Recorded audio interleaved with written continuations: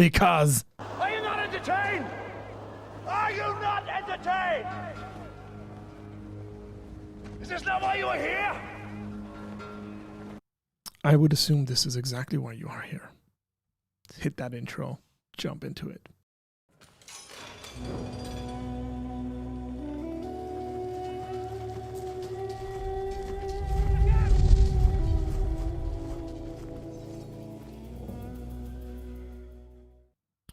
Billy Carson and West Huff, the famous debate. We're going to react to it. We're going to react to most of it, if not all of it. But here's one thing that you're going to get. I have a number of things lined up that I'm going to pull up. Claims that Billy makes, that Wes responds to. But you don't see that on the screen. So therefore, we're going to put it on the screen so you guys can learn from it, develop it. Now, why are we doing this? Because this is an apologetics channel. And people like Billy make a lot of claims against Christianity. And so therefore, we're going to respond to that. We're going to give a reasonable response. We're going to be gracious in our responses. But we're going to let kind of the facts fall where the facts fall. This is just the reality of it, okay? Watch it. He makes claims. He makes factual claims. And so we're going to respond to whether those are actually facts. Have an open heart, have an open mind, whether you're a Christian or not, and see whether what he says is correct. So, without further ado, let's jump into the intro, ladies and gentlemen. I got this at 1.25 the speed. We'll find out why Billy Carson unfortunately refuses for this to come out. Something happened. Billy Carson had a debate about Christianity with somebody who actually knows what they're talking about. The hidden interview everyone has been waiting for between Billy Carson, aka Forbidden Knowledge, and Wesley Huff.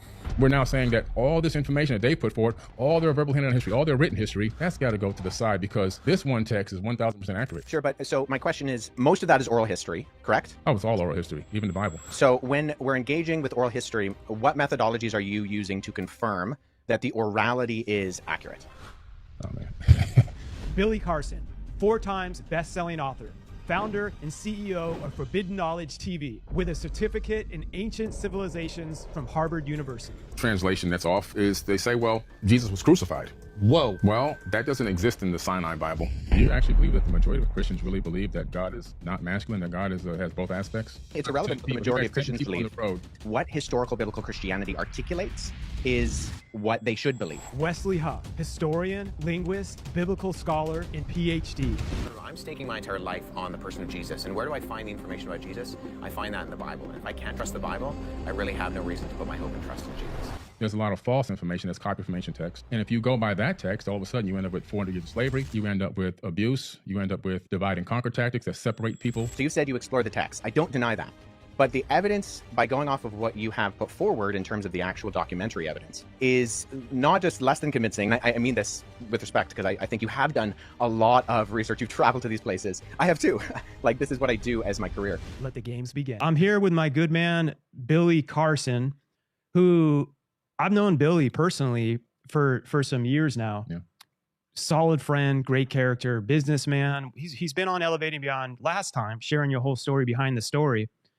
And what you hugely specialize in as well, you just came back from Egypt, is like the Emerald Tablets. You've been studying those since what, you were like 6 or something? I think? No, not the Emerald Tablets. Oh, okay, okay. Yeah, the Emerald Tablets I've been studying for the last probably 10 years. Okay. Yeah, but since I was 6, I was studying aerospace technology, which then led me into understanding more about advanced technologies and then finding the link between advanced technology and ancient civilizations and going on a, literally a 25-year, or 27-year now, goodness, trek around the world. Been around the world now over 18 times. Last year, spent 9 months in hotels. I remember. As you know, you were my witness, leaving this big old mansion behind and not going home at all. And travel grind. Traveling nonstop to these ancient sites to get the information hands-on. Okay. And that was weird. I just heard a little chime. Wes, you there? He's frozen. Oh. Be too easy if it worked perfect, right? Yeah. So here's what we're going to do. We're going to jump ahead to the 6-minute mark where Wes comes back on. Okay? And we'll let it continue from there. Should be pretty smooth sailings. You have to do 20 circles in the sand and Right. like do a ritual to that was through like my connection with Jesus, where I know throughout my life, that's been my, when things are tough, it's like the strength of God is literally within me. Right. As so like where we do agree on, where like a lot of the heresies and stuff through over religious practices would be like, no, you have to come through the head of this church to be blah, blah, blah, you know? Right. And personally, and we're about to get Wes on, so we can have two really smart people in this talking about it, but I'm just breaking it down to my level of my understanding. That's been what really drew me in, is kind of when Jesus came and flipped all that on its head and was like, no, we're not, what was it, like the Pharisees, like what were the hype? He's like, we're not having to go through all the rules. He's like, they're actually worse than this thief right here, and really looked at what was in people's hearts, you know? Right. And I think that's a beautiful thing. I know it has been for my life. Yeah. But so Wes, now that we got you on, Wesley Huff, historian, linguist, biblical scholar, PhD, and athlete wannabe. I like how you threw that in the bio right there. And Wesley, my man, I think it would be great to, I know you guys were both recently in Egypt. There's tons that I'm interested in that. How all these things show up in Egypt is baffling to me. But just going right to it, I had here, Billy, you talk about how Jesus was never crucified, which is interesting because my wife, who's a Muslim, they believe that as well. Their beliefs, from what I understand from her, are they don't think that Jesus, as they believe is a prophet, God would have him killed. But I don't think they have any historical evidence, as far as I know, as to what or how or why. I got a video on this, by the way, where Dr. Gary Habermas is speaking on Jesus' existence, but the crucifixion obviously is connected to that. There's only a number of people that don't believe Jesus was crucified. You're going to get individuals that are Muslims who don't believe Jesus was crucified, and they're getting this stuff from the 7th century AD because they had a revelation. So no historical reference to it. Though other people would be like a 2nd century Gnostic heresy who didn't believe that Jesus came in the flesh, so because they thought physical things were imperfect, and if Jesus was actually the incarnation of God, he couldn't come in the flesh, so therefore he couldn't die in the flesh. But there's New Testament documents that are clearly refuting these ideologies, saying, no, you know, 1 John, we saw him, we ate with him, we heard him, we touched him, because that's a response to this early heresy that is coming about, that Jesus didn't come in the flesh. And I guess Billy Carson as well, that Jesus didn't die for whatever his reason might be. They believe that. I'm curious for you guys both, and if you want to, I guess, go first, Billy, as to how you came about like the findings where it seems that Jesus was not crucified, or that's not accurate. Sure. And in my videos, and if you listen to the podcast, the statement is according to the Sinai Bible. Okay, according to the Sinai Bible, Jesus wasn't crucified in that Bible. That Bible predates the King James Version of the Bible, and the text there actually is about 12 to 14,000 differences between the Sinai Bible and the King James Version of the Bible, which came much later. And then also one of the things that were interesting is that they discovered the book of Jesus' wife, which is at the Harvard Seminary, which according to some scholars, that's a little controversial, but they claim that this is an accurate record that Jesus may have even been married, which then, adds more, if that's true, it adds more to, the hypothesis that maybe he wasn't crucified. I just personally believe that Jesus was an amazing human being. I don't think that he was the Son of God in the sense that he's God, but that we're all gods. As he said, ye are gods, and that we're to do greater things in him. And I just personally believe that the return of the Christ is the return of the Christ consciousness. When we can all achieve a certain level of knowledge, wisdom, passion, understanding, empathy, love that he came to this planet with, and we get that in our mind and our conscience, and we can act on those incredible emotions and that understanding, that the whole world's going to transform instantaneously.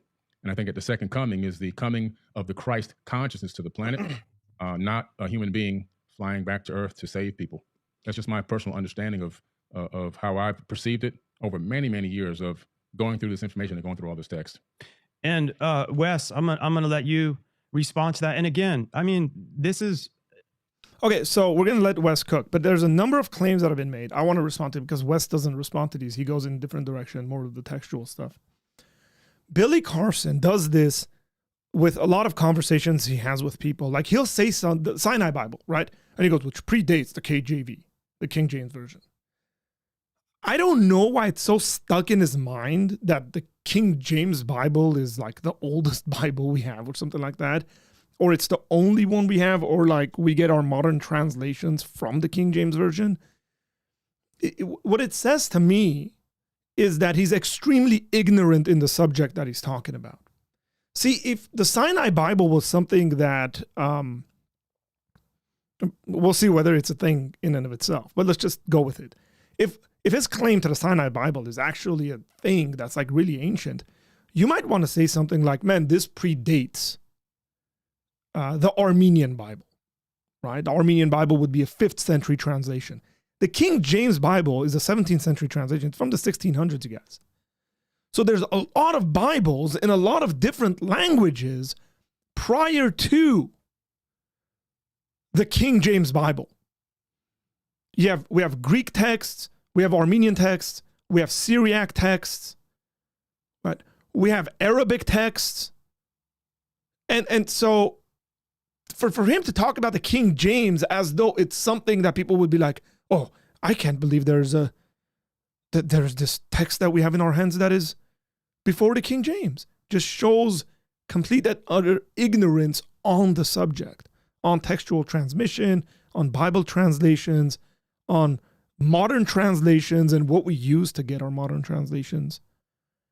And so Wes is going to talk about kind of the details of that. Number 2, he quotes Jesus as though it's authentic and then disagrees with Jesus.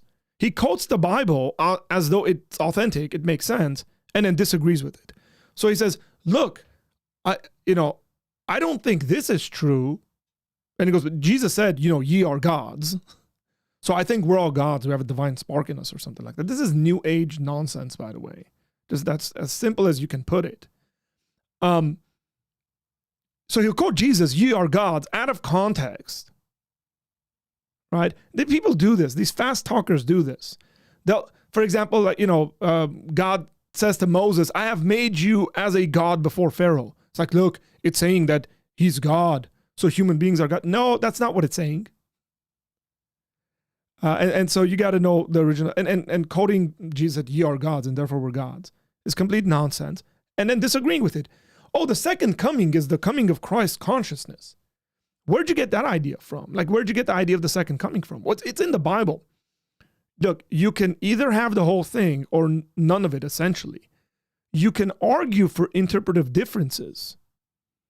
But the fact that the Gospels have an angel telling the disciples, hey, the way you saw Jesus go up is the way he's going to come back. And the entire New Testament is covered with Jesus coming back physically to judge the living and the dead. And then Billy says, you know what I think the second coming is? Oh, Christ consciousness. I'm sorry, Billy, you don't know what you're talking about. Now, you can say the entire New Testament is junk, throw it in the trash. Here's what I think this is talking about. But don't dare quote the Bible and then decide you're going to disagree with it for various reasons. Now, I'm going to let Wes cook because he does quite a bit of cooking. Wes should have a chef's hat on right now and an apron because he cooks it well, right? The steak comes out perfect. And then I'm going to throw out some evidences to back up what Wes is saying and just how embarrassing it is as to the amount of time it's going to take you to research this information to show that Billy Carson knows absolutely nothing about what he's talking about. It literally will take you about 2 minutes of Google searching. That's it. So, Wes, take it away, my friend. Everyone listening to the show, I'm always like, challenge everything. Learn to critically think and continue to come to your conclusions.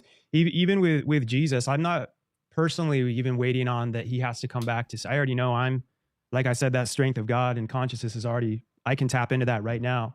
So you don't have to wait for him to come back. for those that believe he does, to actually have that like next level of what that's supposed to mean. But Wes, go ahead on for what Billy was talking about, I think with a book in the Harvard Museum, and I heard something about Jesus's wife, which that's, yeah. Yeah, well, first let me say, I think it's really cool to not just be in the room proverbially with you, Billy, but be able to interact with you, because I wish I could be there in person. Unfortunately, Toronto, Canada is a long way away from Florida. It's a little bit of a jaunt. But I really appreciate the fact that you seem to have investigated to a certain degree some of these facts. Do you mind if I ask a clarifying question? Sure.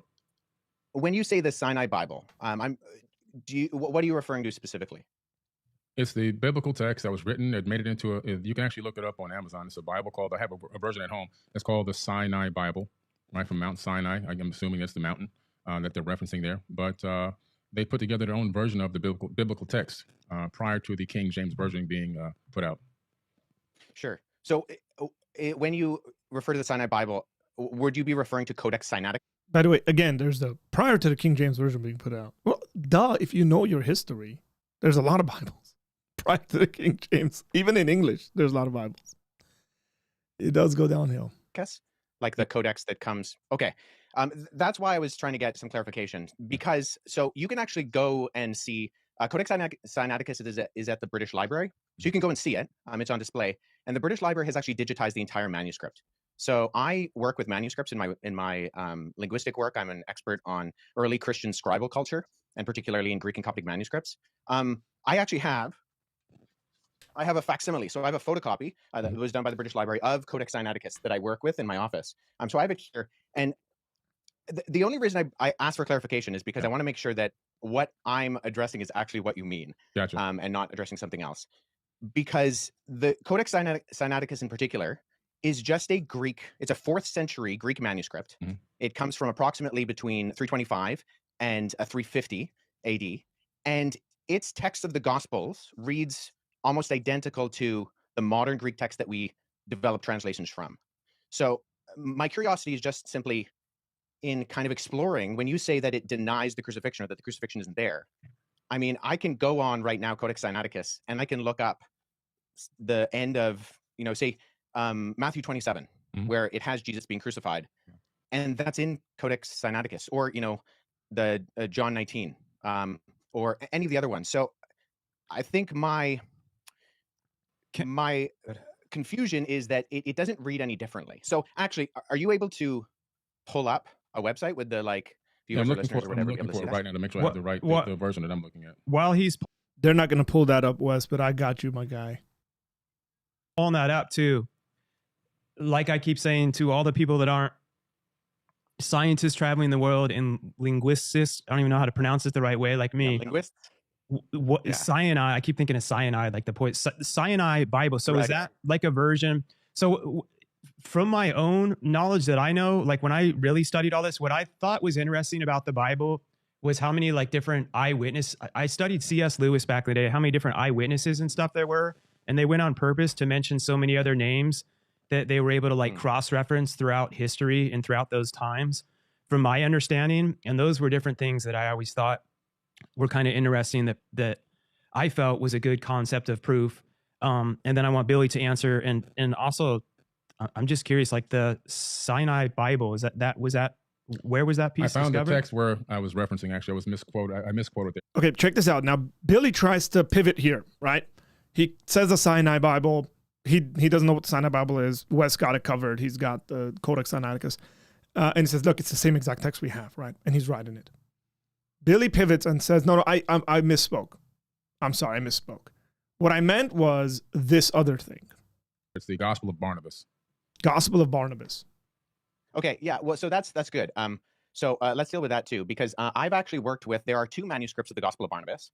The Gospel of Barnabas is a really interesting document because it is a known forgery. And so that's why I think it's important to get to these sources. So at the very start of the Gospel of Barnabas, which we only have 2 copies of, one is in Italian and one is in Spanish, we see right off the bat that the Gospel of Barnabas, not to be confused with either the Epistle of Barnabas or the Acts of Barnabas, which are 2 apocryphal documents from the 2nd century, but the Gospel of Barnabas in particular, we know it's a forgery because it does things like in chapter 92, it it says that Jesus spent 40 days on Mount Sinai, and then he came to the Jordan River and he walked to Jerusalem. But Mount Sinai is more than a week's journey away from Jerusalem, and neither Mount Sinai nor Jerusalem are close to the Jordan River. So never mind there not being a route from the Jordan River to like around Mount Sinai or going to Jerusalem. But there are internal problems with the Gospel of Barnabas, which indicate that it shows no actual indication of evidence of coming from or even having knowledge of first century Jewish understanding. It actually says Jesus is the Christ, but not the Messiah, which indicates that whoever the author is, he didn't know that those were the same words. And I think a bigger problem is that the Gospel of Barnabas actually paraphrases Dante's Inferno, which was written in 1314. So there's a lot of internal evidences that disqualify the Gospel of Barnabas, never mind the fact that we don't have any evidence of it prior to the 14th century, and none in any other language other than Middle Age Italian Italian and Spanish. But the internal content of the Gospel of Barnabas disqualifies it from being ancient. And then the fact that it's doing things like paraphrasing Dante, or it also refers to a rule of the time of Jubilee, which was changed in the Middle Ages from what it was in the biblical year of Jubilee. And it goes with the Middle Ages concept, not the ancient concept. So I think what I'm getting at is, so I'm a historian, and I deal with source. Okay, we're gonna let Wes cook some more. Okay, I'm gonna pull up some stuff for you guys, just to show, hey, this is like super easy. Okay, super easy to defeat. If you're a Billy Carson fan, just you go on YouTube, you type in the Gospel of Barnabas. And you're going to get this. And this is Wikipedia, you guys. I'm not asking you to go read, 2 textbooks on this subject. You don't need to do that. Wikipedia. The Gospel of Barnabas is a non-canonical, pseudepigraphical gospel written during the late Middle Ages and attributed to the early Christian disciple Barnabas, who is one of the apostles of Jesus. In this work is one of the apostles of Jesus. The first sentence of the Wikipedia article tells you it is a forgery from the late Middle Ages. So therefore, this cannot be authentic. You can't quote this and say, the Gospel of Barnabas says. So let's not trust the 4 Gospels, which we have many copies of prior to the late Middle Ages. Way better when it comes to their authenticity claims, 2nd, 3rd, 4th centuries. But Billy Carson said the Gospel of Barnabas. The problem with quite a bit of people today who consume this kind of content from someone like a Billy Carson is that, he just said this really fast, he must know what he's talking about. You guys, fact check. You have ChatGPT sitting in your hands. You have Google sitting at the fingertips. You don't need to do much. Just search it, look it up. You get a pretty decent understanding. You get sourced and go about it and realize what he's talking about is complete and utter nonsense. And again, Wes, as a scholar he is, says, hey, listen, don't confuse this, right? So even if you go to the Wikipedia article, don't confuse this. The Gospel of Barnabas is dated in the 14th century. 14th to the 17th centuries, you guys. Too late to have been written by the biblical Barnabas. Yeah, unless the guy lived for 1700 years. It is one of 3 extant works bearing his name, Barnabas, along with the Epistle of Barnabas and the Acts of Barnabas. These are a lot earlier. But Billy Carson doesn't know what he's talking about. That's the problem. So he'll quote it, he'll get caught on it, and you can catch him on it. You don't necessarily need someone like Wes, because again, you have ChatGPT, you have the internet. Look it up, do some reading, and stop being bamboozled by people like Billy Carson. And we're going to go back and we're going to let Wes cook some more.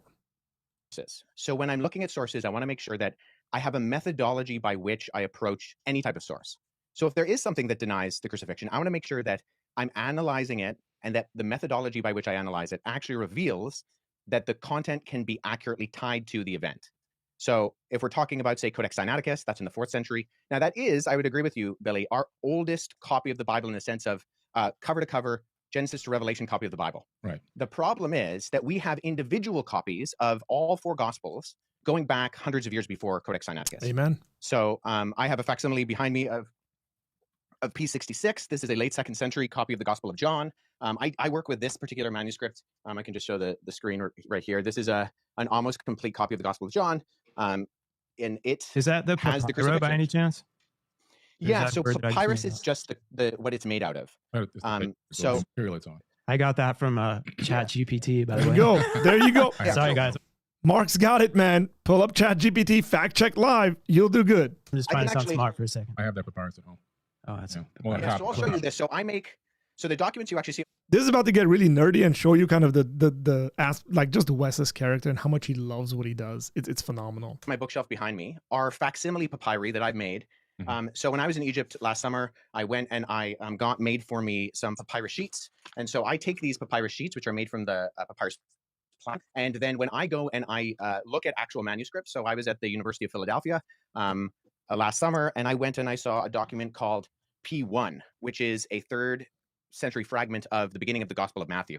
And so what I did is I sat down with that original and I produced a facsimile. So I copied the text. First of all, I cut it out with an X-Acto knife in not the original 3rd century one on my papyrus. I cut out with an X-Acto knife this guy, and then I copied the text transcriptionally on the front and the back. So papyrus is just simply, it's what it's made out of. Yeah. And so there's categorizing systems, and the standard one is called the Gregory Alland categorizing system. And so sometimes you'll see when manuscripts are mentioned, they'll have a GA and then a number. This is quite a bit of good learning for you guys as to how they date this, why they have those names, why there's a P in front of something, all of that. Great learning. Hey, don't forget to hit the like button, you guys. I'd really appreciate it. There's more than 100 of you guys in here. People have hit the like only 29 times. Come on now, you guys. You guys are benefiting here. Find it. If it's made of papyrus, you simply abbreviate the word papyrus to P, and then you have the numbering system. So P66, what I showed you earlier, that's this on the categorizing system. It's the 66th manuscript that was put into the system. It's from the Gospel of John. I also have, P46 and P47 on my shelf, which includes all 4 Gospels and Acts from the 2nd and 3rd centuries. So the only hesitation I have with what you said, Billy, is that we have single copies of the Gospels that can be dated to the 2nd century that all do have the crucifixion.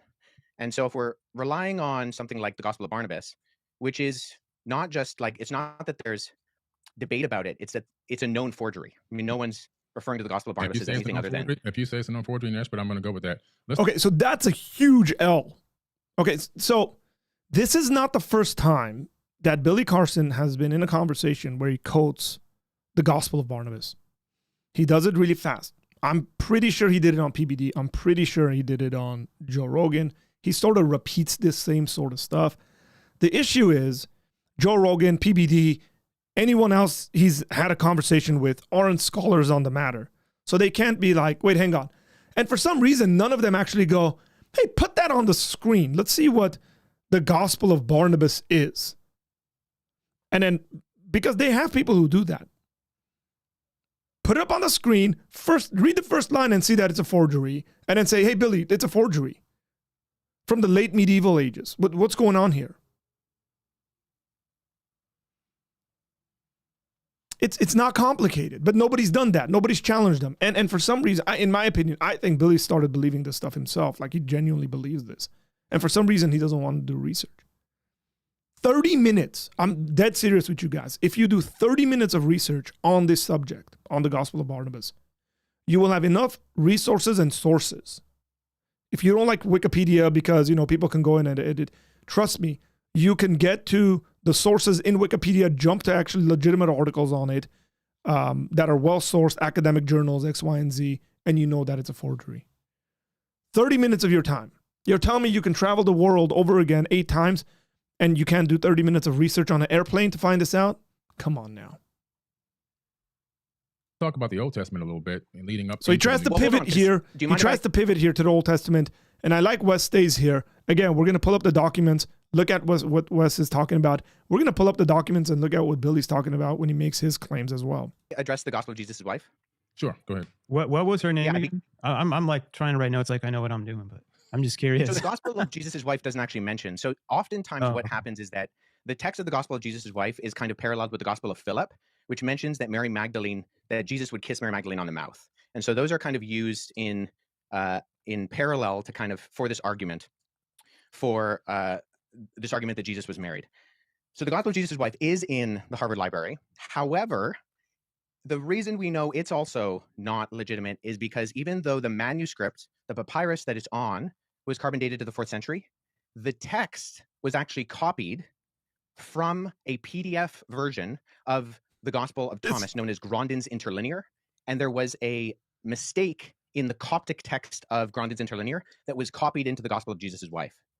So we know that this is not a legitimate document, even though the papyrus is ancient, and this happens a lot with forgeries. I have a couple of friends who have actually worked on projects that have revealed forgeries within Dead Sea Scroll manuscripts and within other ancient Christian papyri. But the reason why we know the Gospel of Jesus' wife, and that Karen King, who kind of vouched for it, and she lost a lot of credibility, unfortunately, for her, and she's admitted that it's a fake as well, was because we can tie it directly to not copying from an ancient text, but actually copying from an online version of the Gospel of Thomas in a PDF form. And the mistake on that PDF form was copied into the text that was borrowed in the phraseology of Jesus' wife. So I just point that out is, once again, with our sourcing, I think we need to make sure that we're going towards not just early sources, but actually credible sources. And unfortunately, neither the Gospel of Barnabas nor the Gospel of Jesus' wife are credible sources in terms of actually, and agreed upon by not just the vast majority of scholarship, but I don't know anybody in the field of papyrology, paleography, historiography, who actually refers to these documents as being legitimate. That's fair enough. I can. Okay, so Billy takes the loss on that as well. I'm going to pull up another Wikipedia article. Okay.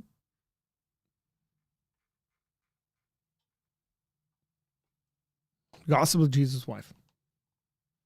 Yep. It's going to tell you the details. It's going to almost exactly tell you what Wes just said. Look, it's purported on a 4th century papyrus fragment with Coptic text that includes the words, Jesus said to them, my wife. And again, this gets combined with the Gospel of Philip and says, oh, he's killing. So you get, fragment was presented by Harvard Divinity School professor Karen King. He mentioned all that stuff. Scroll down. Scroll down. You're gonna have a section. It says analysis of the text. And in that, it says the second fragment containing part of the Gospel of John belongs to the same anonymous owner. Now, this is a whole section about it, why this is a forgery, guys. It's insane as to why, kind of the stuff behind of it, okay? Belongs to the same anonymous owner and is now overwhelmingly considered a fake. This is because each line on the fragment of the Gospel of John appeared to have been copied from every second line of an online translation of the Gospel in ancient Coptic dialect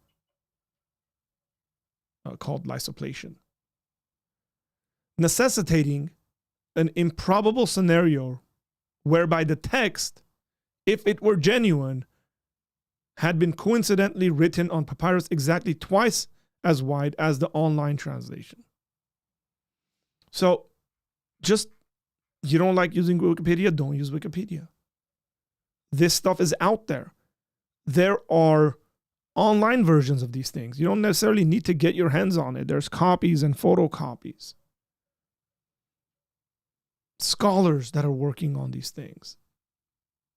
You'll find out what the actual text is, on what the fragment says, what could be read, what cannot be read. Features, initial interpretations, debates, conspiracy theories. Oh, look at that. Conspiracy theories. Dan Brown. Maybe someone should add Billy Carson in here as well. Right. What the conversation is. All of that. You can do research and find out about it. We're gonna move on here. I'm gonna... we're going to so there's going to be a whole conversation about creation. And I love this conversation. I enjoyed quite a bit because Billy loves this stuff. Ancient cultures, Anunnaki, all this stuff, right? And he makes very bold claims. Very, very bold claims. And we'll pull up the actual text and look at it. Correct that. So let's go into the Sorry, he's going to go to the Old Testament. Let's pull it up. Old Testament a little bit. Predominantly, from my research, I discovered that a lot of information from the Enuma Elish and the 7 tablets of creation is a lot of the, in Genesis, a lot of the creation story that comes into Genesis. Not all of it, but because obviously it's a smaller, Genesis is a much smaller version of a much bigger story. But it's literally almost word for word from the Enuma Elish and the 7 tablets of creation, the Epic of Atrahasis. So the claim is, it's word for word from the Enuma Elish. Some of you guys don't know what the Enuma Elish is. Look, those of us who went to Bible college had to study this stuff. When we studied the Old Testament, we read these texts. We're familiar with it. We know the stories. But again, you can find all of this stuff online. And we'll pull it up and look at it. The claim is, it's copied word for word. Almost word for word. It's copied. We're going to see whether it's copied word for word. I'm going to put it in front of you. Some of you guys who just really love Billy Carson, I want you to look at it in comparison and see if it is. And if it's not, why is he lying?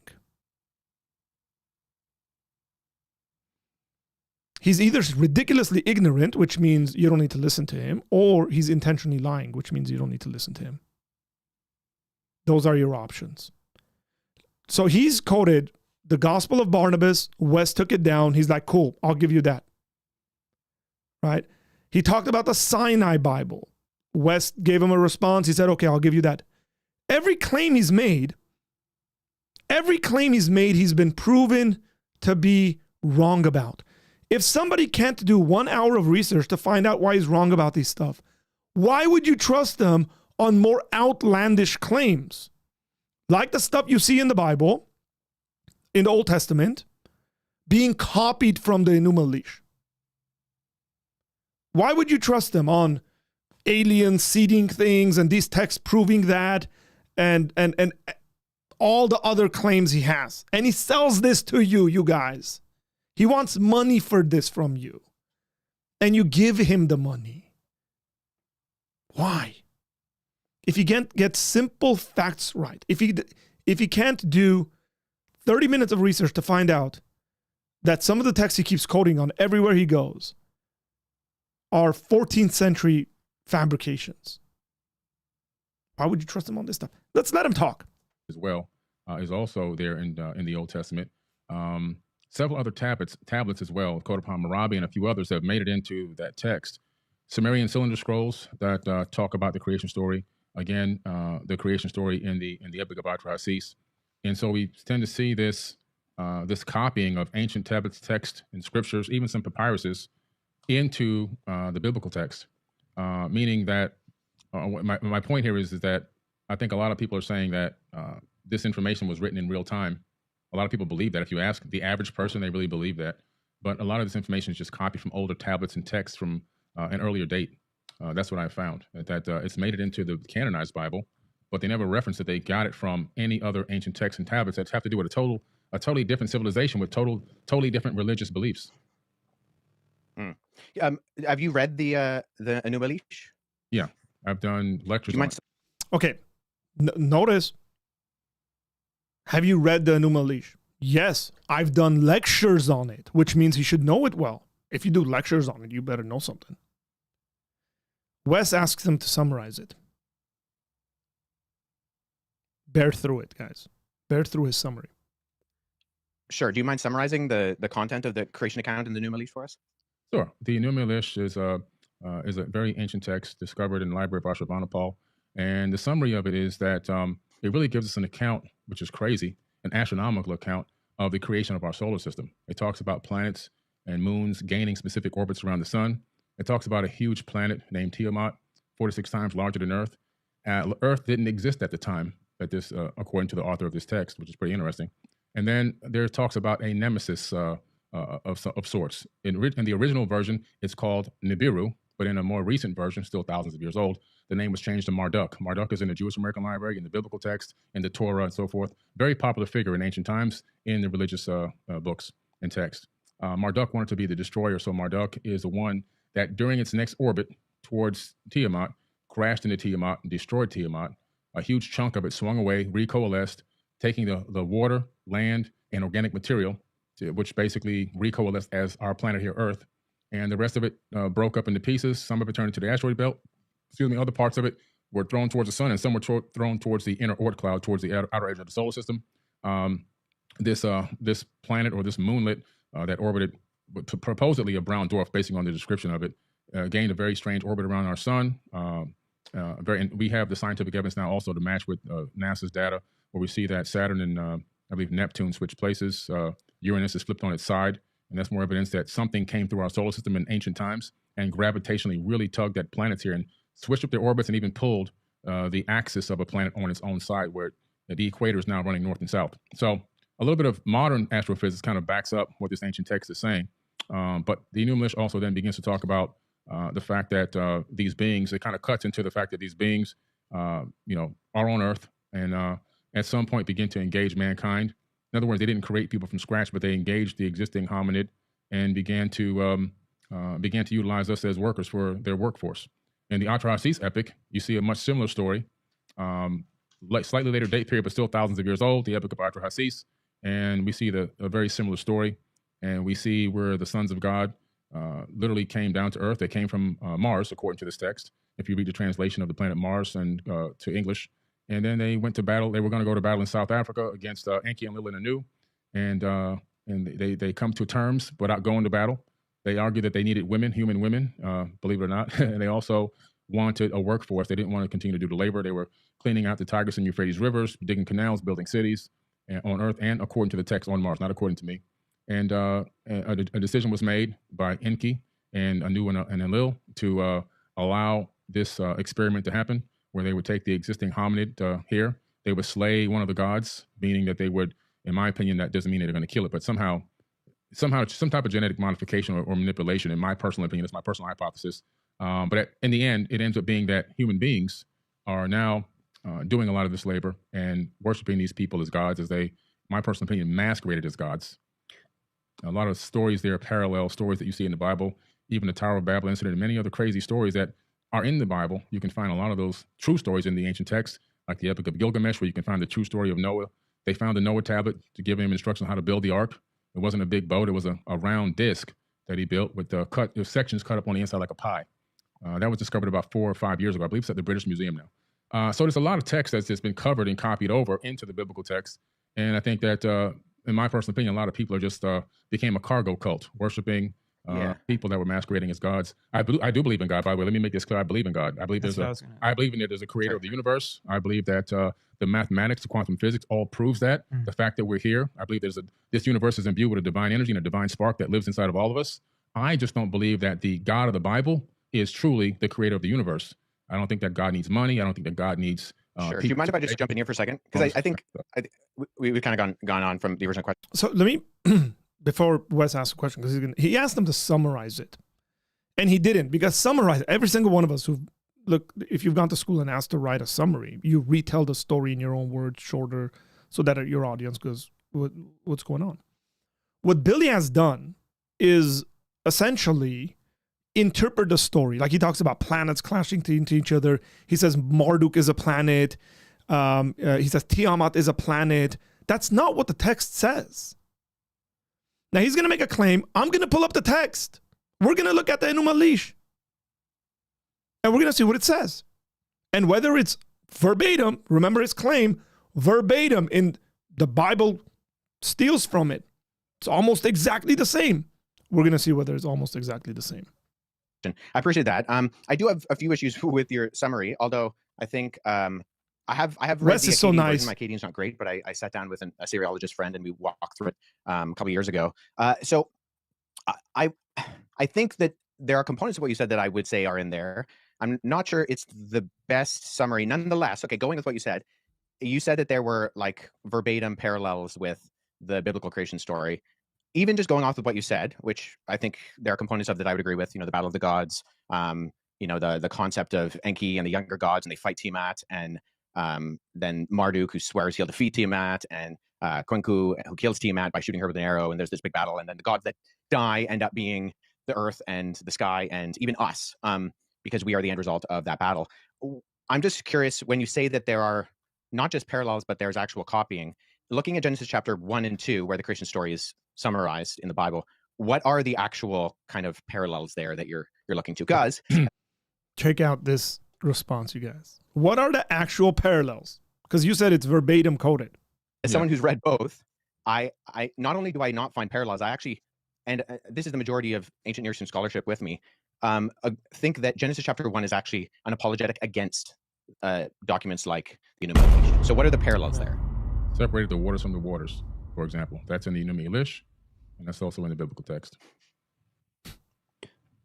Okay, that I would agree. Look, you can make a claim that the entire thing is copied, and then when you're asked about exactly what is copied, you said, oh, there's a separation of the waters from the waters.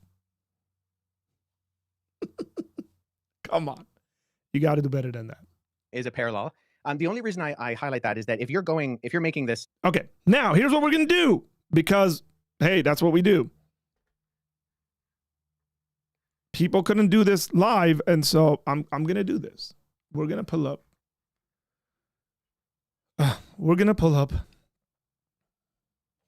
The Enuma Elish, the Epic of Creation, translator L.W. King, from the 7 Tablets of Creation, London, 1902. A more complete e-text of the 7 Tablets of Creation is also available here. You can click there and go there. Let's see if this is tablet 1. We're not going to do all of it, but this is tablet 1. So the book of Genesis starts off with, in the beginning, God created the heavens and the earth. And the earth was formless and void. Right? And God said, let there be light. And there was light. And God separates, and God creates this and that. Check this out. When in the height heaven was not named, and the earth beneath did not yet bear a name.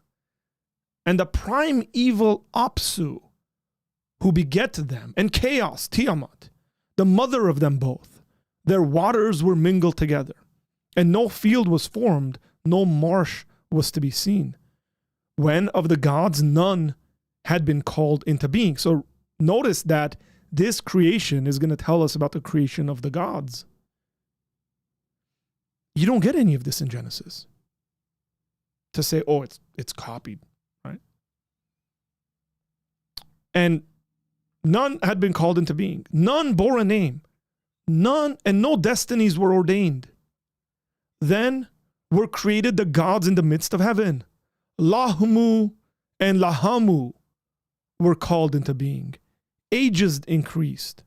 Then Ansar and Kisar were created, and over them long were the days. Then there came forth Anu, their son, Ansar and Anu, and the god Anu. Nudimud, who his fathers, his begetters, abounding in all wisdom. He was exceeding strong. He had no rival. Thus were established and were the great gods. But Tiamat and Apsu were still in confusion. They were troubled in disorder. Apru was not diminished in might, and Tiamat roared. She smote in their deeds.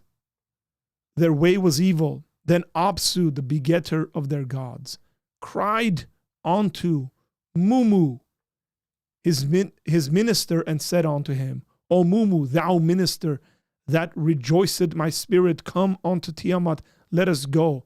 So they were, and so they went, and before Tiamat they lay down. They consulted on a plan with regard to the gods, their sons. Apsu opened his mouth and spake, and unto Tiamat, the glistening one, he addressed the word their way. By day, I cannot rest. I mean, I could go on, you guys. Right? So there's about 30 illegible lines. And it goes into He spake, they had conquered, weepeth, seeth tribulation. What part of this is copied in Genesis 1 and 2 and 3 and 4 and 5 and 6 and 7, and you can go all the way around? Which part? And that's why he can't give you which part, because he doesn't know. And he's going to tell you, oh, it's when the waters are separated from the waters. There's another thing he quotes, which is the Epic of Atrahasis. Let me pull that up. This is the Epic of Atrahasis.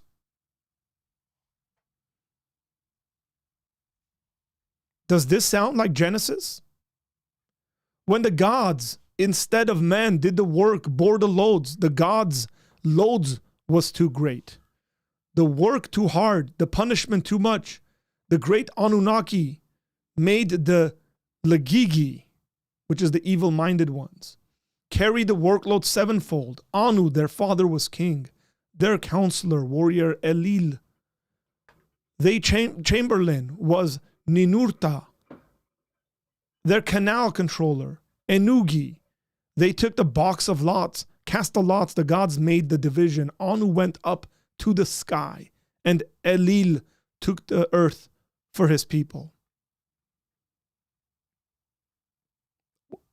The Anunnaki of the sky.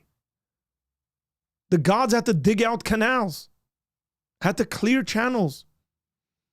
The gods dug out the Tigris River, and they dug out the Euphrates in the deep. I mean, you can say, oh, look, in the deep.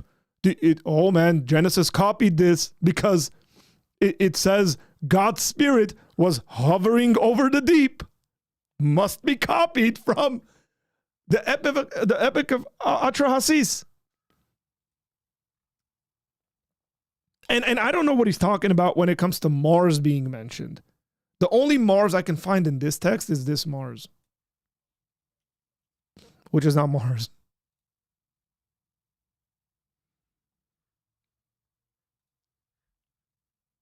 There's one more he mentions, and that's the Epic of Gilgamesh. He talks about how in the Epic of Gilgamesh, this is a flood story.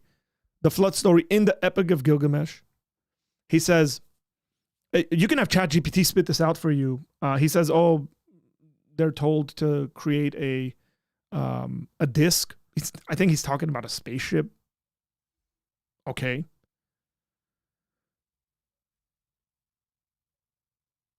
This is an AI overview.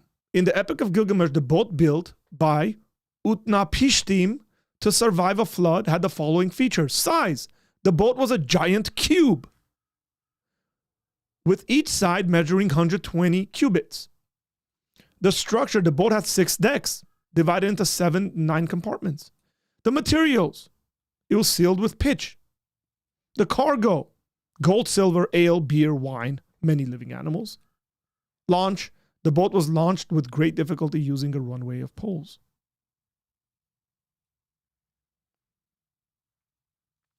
Talking about discs with a hole in the middle, these, planets coming into orbit and switching things onto their side.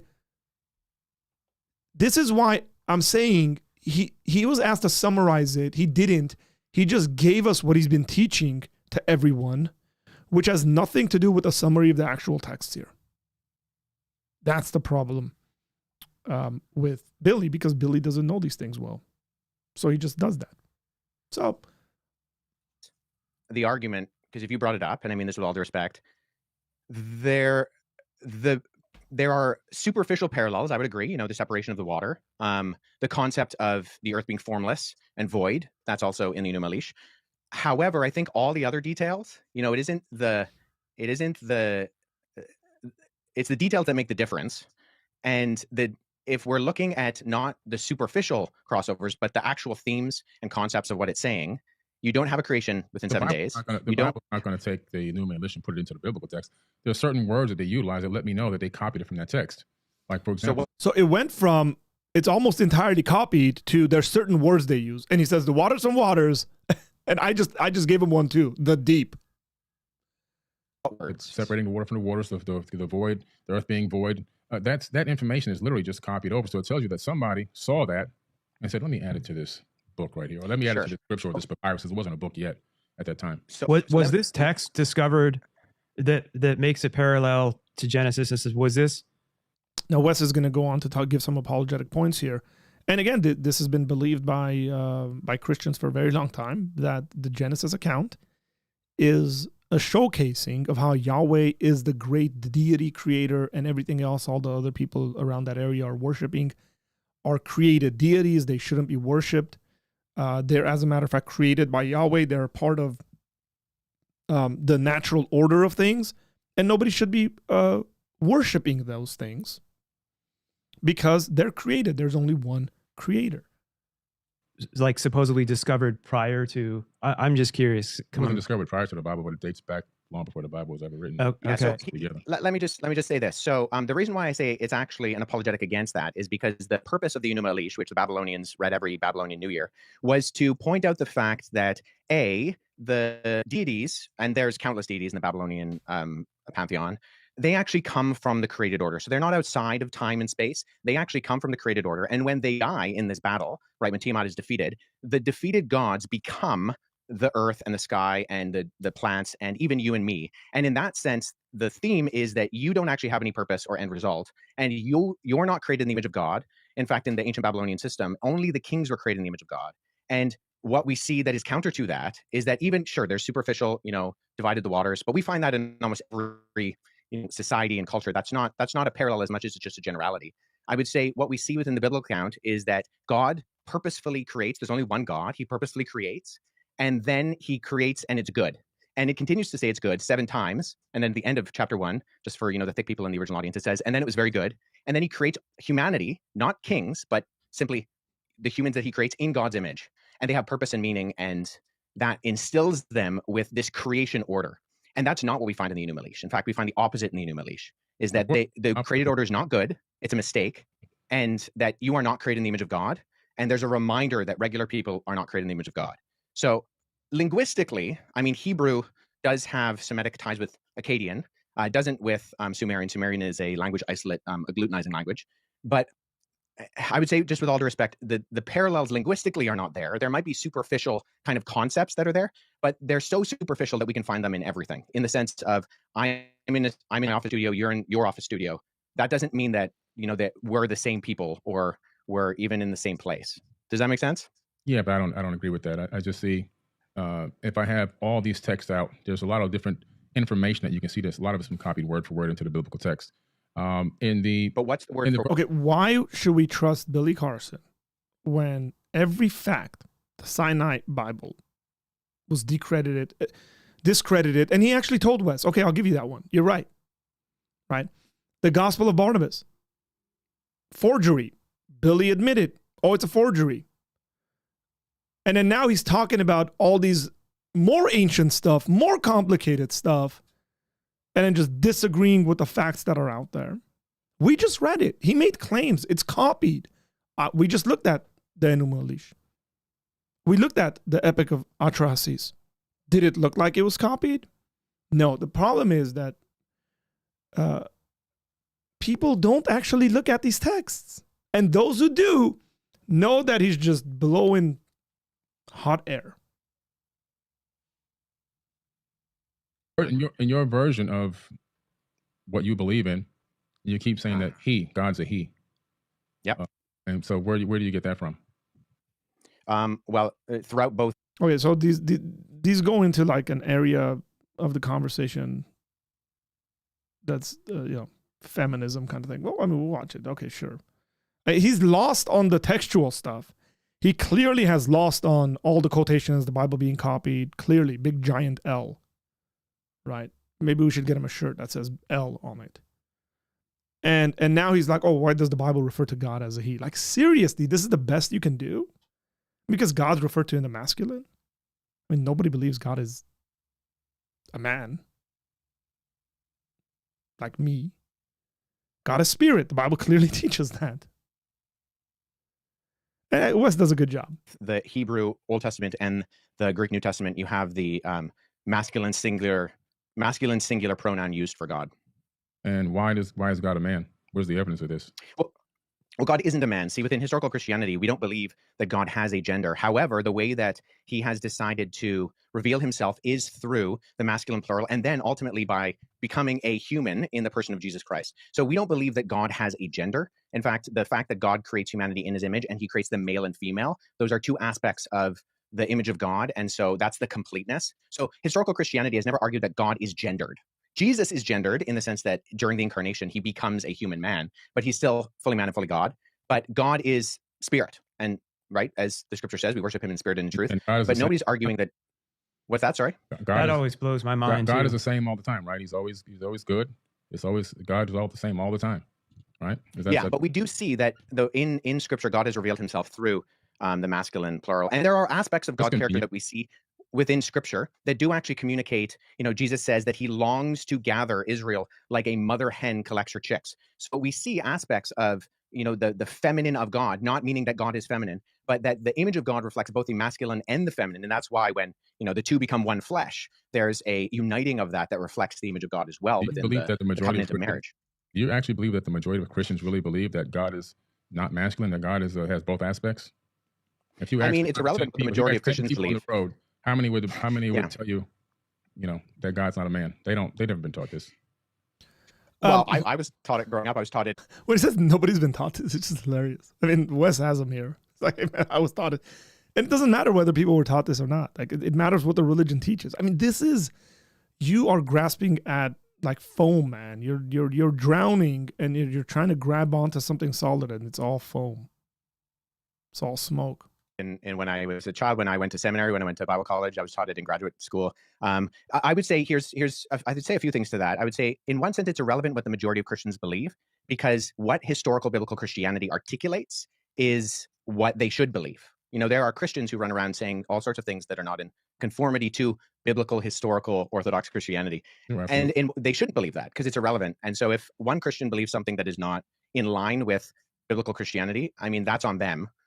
So God is not gendered, but he does express through inspired scripture the masculine the masculine pronoun. That's pretty convenient. For an all-knowing, all-loving God to understand that human beings are going to take that and abuse it to put their boot on the neck of women for eons. It's pretty interesting. Also, I'm trying to understand. Yeah, so hold on. Let me speak to that. Wait, can I say something there real quick, guys? I have to. Yeah, sure.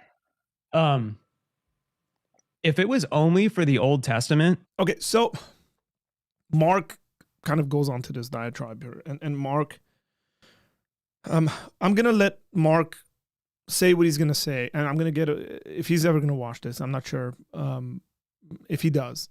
So I'm going to give you one point on this, Mark, and then you can go reason through that. Because he makes a claim, and I think that's not the best way to think about these things. Because he claims to be Christian. So I talked to Mark the different way I would talk to Billy.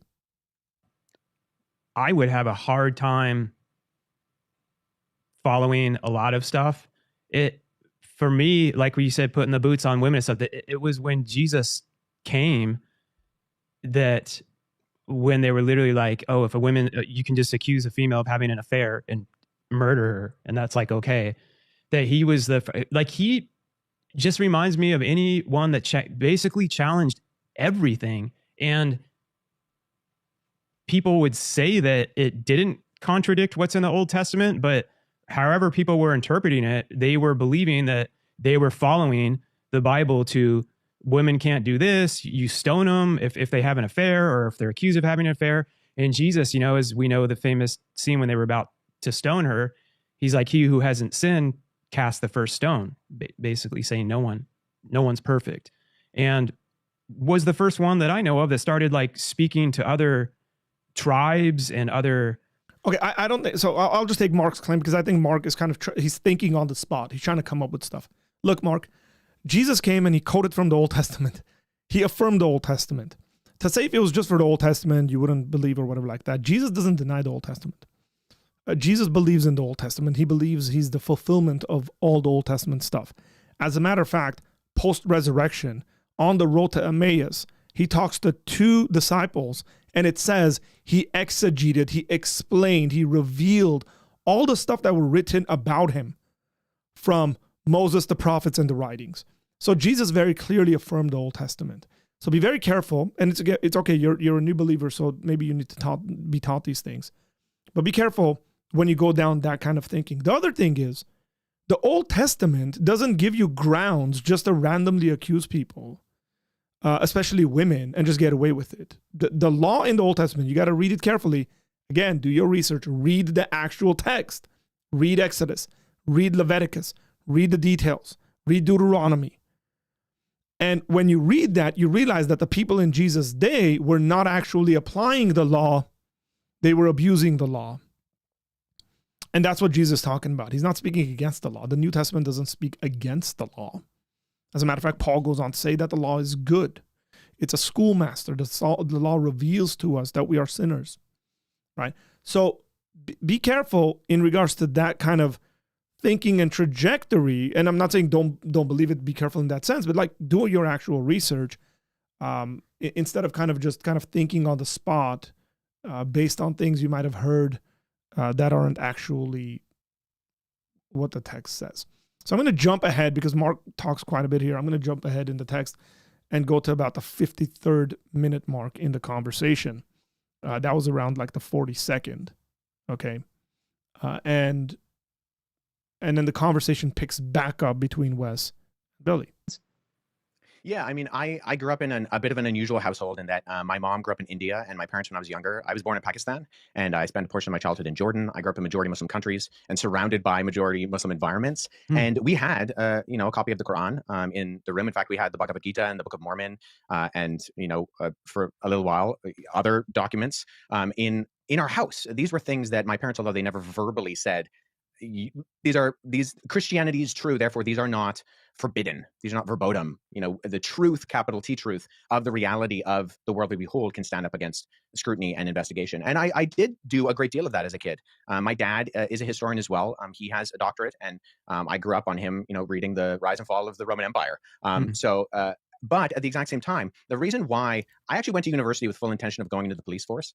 Oh, wow. But it was interactions with Muslims and Mormons and Jehovah's Witnesses and atheists and accusations against the credibility of the Bible, which actually piqued my interest because they would say things that I thought, if that's true, of course that undermines what I believe. I believe that Jesus is God incarnate. If I can't trust the Gospels as reliable first century eyewitness testimony, then I might as well throw all of this away because I'm not going to believe a lie, even if it's a convenient lie. And so it was actually the exploration of eventually going into graduate college and then now in working on my PhD, the largest secular university in Canada, that got me thinking, okay, how do we investigate these things? What are the methodologies by which we go about to explore the origins and credibility of something like the Bible? And that investigation, with all due respect to Billy and the content you put out, has actually confirmed what I believe. I'm dealing with the actual manuscripts. I travel to academic institutions, to other countries, and I look at these things and I read them. And it's a privilege to be able to learn languages like Greek and Coptic and Hebrew and Aramaic and dig into these things. And I think ultimately, I really appreciate what you said there, Mark, with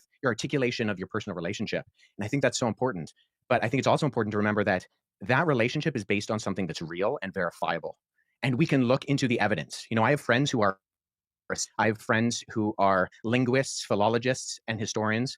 And when we look into these things and we talk with one another and we're discussing, we're constantly trying to falsify our theories because that's what good history does. We're looking for the falsification. You don't go in, ideally, if you want to be a good historian, with trying to prove your original thesis. You go in and say, okay, what are the avenues that actually could disprove this? And then how do we engage with those in an appropriate and articulate manner? So what I believe is true, but I believe it based on the evidence of the actual documentation. I've read a lot of the literature that you're talking about, Billy, the Enuma Elish, the Atrahasis, the Bhagavad Gita, the Epic of Gilgamesh, and I've read some of them in their original languages because I've tried to be a good historian and go back into the primary sources. Or if I can't, engage with people like my friends who are Assyriologists, who are philologists, and try to not just go off of a translation, but the original. And I think I found largely the opposite of the conclusions that you have made, Billy. And I know that you are very passionate about what you talk about, and I respect that. I just think that the confidence might not actually be backed up by the reality of the evidence. So when we're looking at something like the Sinai Bible, when we're looking at something like the Gospel of Barnabas, when we're looking at something like the Gospel of Jesus' wife, these are things that actually have provenance that we can verify. And ultimately, I think the answers to the questions of the legitimacy or the illegitimacy of those things point to not just a different conclusion, but actually the opposite conclusion, and that Christianity is true. Well, now I'm glad you said that. So those, Like, that was some serious cookery right there. It's like, man, I read them in the original languages. I read them, and if I can't read them in the original languages, I sit next to friends who can, and we go through it, and guess what? All the claims you make have nothing to do with what the actual data shows. Look, if Billy had something to actually defeat him on, he would have said, this is the way this conversation would go. Wes, thank you for your response. But, in section 4 or in tablet 5, section 3, here's what it says. And in Genesis 2, verse 4 to 8, here's what it says. And those things are exactly the same. But he doesn't, because it doesn't exist. Again, we just pulled up the text and we looked at them. Go read them for yourselves, you guys. 3 topics are a very small piece of my concept and idea of what really happened in the ancient past. So that's a very small fraction. So this is pivoting. So he gets defeated on every point he's brought up. It gets dismantled. Every point Billy has brought up that has to do with the Bible gets dismantled. And then he pivots away by says, oh, like Christianity, very little percentage, man. Small, tiny percentage of like what my worldview is all about. So how is it that every time he sits down in an interview, the words that come out of his mouth have to do with the biblical text, right? Have to do with prayer, have to do with God, have to do with how all this stuff is corrupted and copied and changed. And he just repeats the same lies over and over again. How is it that he doesn't take accountability? He clearly, since the debate, he hasn't taken any accountability. He hasn't released a video and said, hey guys, I misspoke. I said stuff that were wrong. I'd like to rephrase those or just admit that I was wrong. I'll do better research or something. Why not? It's right in front of you. He's saying it. I'm not putting words in his mouth. He brought up the Gospels. He brought up the direct quotation from the Old Testament. Not me. Not Wes. Not Mark. He did it. That's less than 0.1%. You talk about eyewitness accounts. It's convinced you that Christianity is real. There's been eyewitness accounts of every culture that I visited around this entire planet, and they're eyewitness accounts of what they experienced. Now, notice the pivot, right? So, that's like very little. But I go around the world, and there's eyewitness accounts. Number one, there aren't, because none of those eyewitnesses are alive, right? Now, the way we would go about eyewitness accounts would be something like the way we deal with the Bible. Do we have texts that go back to around the time period of the eyewitnesses that wrote this stuff down? And there's eyewitness claims. Here's what the claims are. And can they be backed up by supporting evidences and factors and all that stuff? That's the way you do this. Look, man, I'm from Armenia. You want stories? You want eyewitness accounts of stuff? There's plenty of it in our history. This guy did that. This hero fought this other hero. This one was conquering this. Like, that's just world history. People elevate their cultures and their heroes, and there's an aspect of turning folks into legends in all cultures. So it's like, oh, I went there. He's going to make some claims, and I'll show you where he just, again, doesn't know what he's talking about. But Wes asks a very interesting questions about how to do history here. Is 100,000% opposite of what's in the Bible. People have... what do you mean? Can you give me an example? The Dogon tribe, for example, in Mali, Africa. They experienced a culture that they claim came to this planet from Sirius B. They have the evidence that they knew these beings were from Sirius B because they have the... Guys, I just want to remind you guys again. Again, he spits these facts, right? Or facts. He goes, oh, the Dogon tribe. Here's what they're saying. Here's what they're saying. Here's what they're saying. Brother, you just made like 7 claims, every single one of which, by your own acceptance, was false. Every single one of them, there was a response, and you said you either didn't have a response to the Gilgamesh epic, Atrahasis, all those ones. or you admitted that you were wrong, that the forgeries you quoted. And now you're telling me you had a personal conversation with someone from the Dogon tribe who told you these things. Why should I believe you when you're getting cooked the way you're getting cooked in this debate? Why can't I say it's reasonable that Billy's trying to get out of this by just making stuff up because he had a conversation with some people and they told him they came from the planet of Sirius B? How do I know that? Instruments that show the orbit of a trinary star system that we couldn't discover until the 1970s with our modern technology. Okay, they understood not only the orbital pattern of Sirius A, B, and C, but even that B was a failed star, which you can't see it from Earth with the naked eye. They knew that it was a white dwarf. They even knew that they said that if you took a tablespoon of it, the entire tribe or 1,000 men couldn't lift the tablespoon. They understood mass and gravity as well.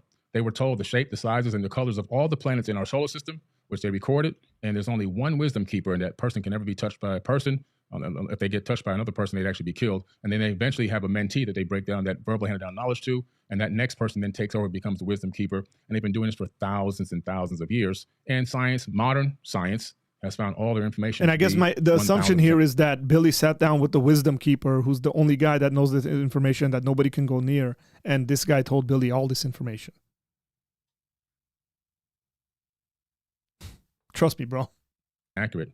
Then you have the Hopi tribe of the Americas, indigenous tribes, Hopi tribe, Lakota tribe, also having engagements with these quote unquote star brothers, even having an account of them being taken underground, which you don't see just only in America. I just came back from Turkey. You have the people from Turkey and Mesopotamia also being taken underground into a place called Derinkuyu by these beings, by these people, a structure that's built 12 stories deep underground, that's made out of volcanic tuff, a very soft stone. And if you don't know what you're doing, it'll actually collapse. There's no evidence of any collapse.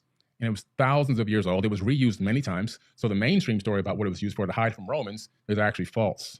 This place is ancient. So notice this, it's a claim. Like, oh, these things. By the way, I've been to a place in Armenia that had like I forget, like 10 to 30,000 person, like built into the caves housing. Multiple stories. And it was, people were living there. Like, it wasn't aliens. There's no stories about that. Like, people were living there. People lived in the mountains. Christians, as a matter of fact, lived in mountains that have been converted to churches. The thing is that he even talks about, like, Turkey. You realize that's not like modern Turks. Those people, they're either ancient Greeks, Armenians, Assyrians. Those are the cultures there. Like, the Turks don't really come there till... Again, man, this Middle Ages stuff. It's like you went to Turkey and somebody said some stuff, and it's very, I mean, there's quite a bit of Turkish history is the Turks like elaborating their history and putting themselves, they think they're like the number one people. They've won every war and all this stuff. It's hilarious to me, considering the people groups that predated them there. But Billy thinks he knows his stuff because he went to Turkey and talked to a tour guide, essentially. And in order to build it, you actually have to have foreknowledge of how to construct this type of underground civilization that can hold 20 to 30,000 people, spaces for livestock, places for worship, with no sign of collapse. And you have to have hundreds of ventilation shafts. And I've been down there. Those ventilation shafts cut through solid rock all the way down to the core. And there's even more. It links to other underground cities that are miles and miles away. As you get to the very base of this area, you can cut through and go to another location. But again, these people were taken under. Also, then you have the ancient Egyptians. Similar story. Major catastrophe comes. These people come and take them underground.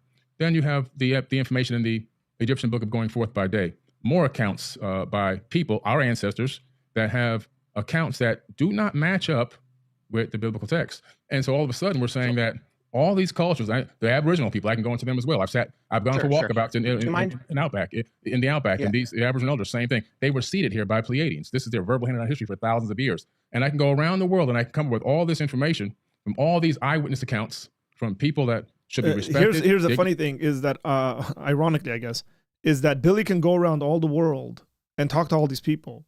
And all the stuff they say somehow support Billy's worldview and the stuff he's selling.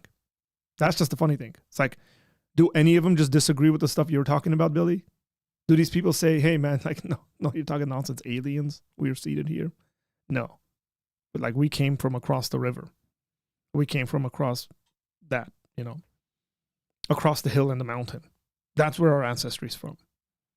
Does that happen? And if it does, why is that not being shown? But I will still go back to this. Like, even if I was just a completely agnostic individual, which I'm not when it comes to this conversation. Obviously, I'm not agnostic. I would just look at it and say, Billy, you made like 7 claims already, and you were wrong about every single one of them. Tell me why I should trust you on this stuff. Now, Wes is a lot nicer in the way he responds to this. And shouldn't be scoffed, and that we're now saying that all this information that they put forward, all their verbal handwritten history, all their written history, that's got to go to the side because this one text is 1,000% accurate. Sure, but so my question is, most of that is oral history, correct? Oh, it's all oral history, even the Bible. Okay, so when we're engaging with oral history, what methodologies are you using to confirm that the orality is accurate? Oh man. Well, first and foremost, some of these texts some of these cultures have written down. Let me just tell you something. My Apologia Center's partner in Armenia, Apologia Center Armenia. Okay, that produces all the content in Armenian for Apologia Center. My good friend Petros is a tour guide. Takes people to ancient sites in Armenia. Knows legends around those ancient sites. So-and-so's bones are buried here. So-and-so's skull is here. This came through this way. This spear was used to pierce the side of Jesus, and there's 4 of them across the world. They all make the same claim. All of that. Look, we know how this stuff works. And again, it's like I was watching something from Billy's channel earlier, doing some little bit of research. He's just talking to a tour guide in Turkey who's just making these claims. It's like, okay, it's not some elder you're sitting with. And come on. Even if you were, it's well proven that cultures come up with legends. And that's okay. Information in caves. You've got cave paintings. The Dogon tribe actually have not only written down. Sure. No, caves, I don't disagree with that. The question is one of historic. Sorry, I didn't mean to interrupt you there. The question is one of methodological analysis. So you have to have a method by which you can find either that something is falsifiable or that there are avenues by which you can show internal and external accuracy of credibility. So this is what we do with documents. This is what we do with the ancient Gospels. This is what I do. I've worked on Xenophon and Plutarch. And we look at the internal evidences and the external multivalent corroboration to try to figure out, okay, yes, we have all these stories. Great. I don't deny that. But as a historian, as someone who's trying to figure out what is accurate, how do you know if I use the term verisimilitude, do you know what that term means? No, but I can tell you this. Tell me how the Dogon tribe saw Sirius B, knew the orbit of Sirius B, a trinary star system accurately, and can. By the way, that's hilarious. No, I don't know this, but tell me this. Show you the orbit with a special tool that they made that was given to them by these people. How do they know the shapes, the sizes, the colors, and the orbital pattern of all these planets in our solar system and other star alignments that they would use to have something called the Ziggy and planet and their own harvesting and planting and so forth and so on?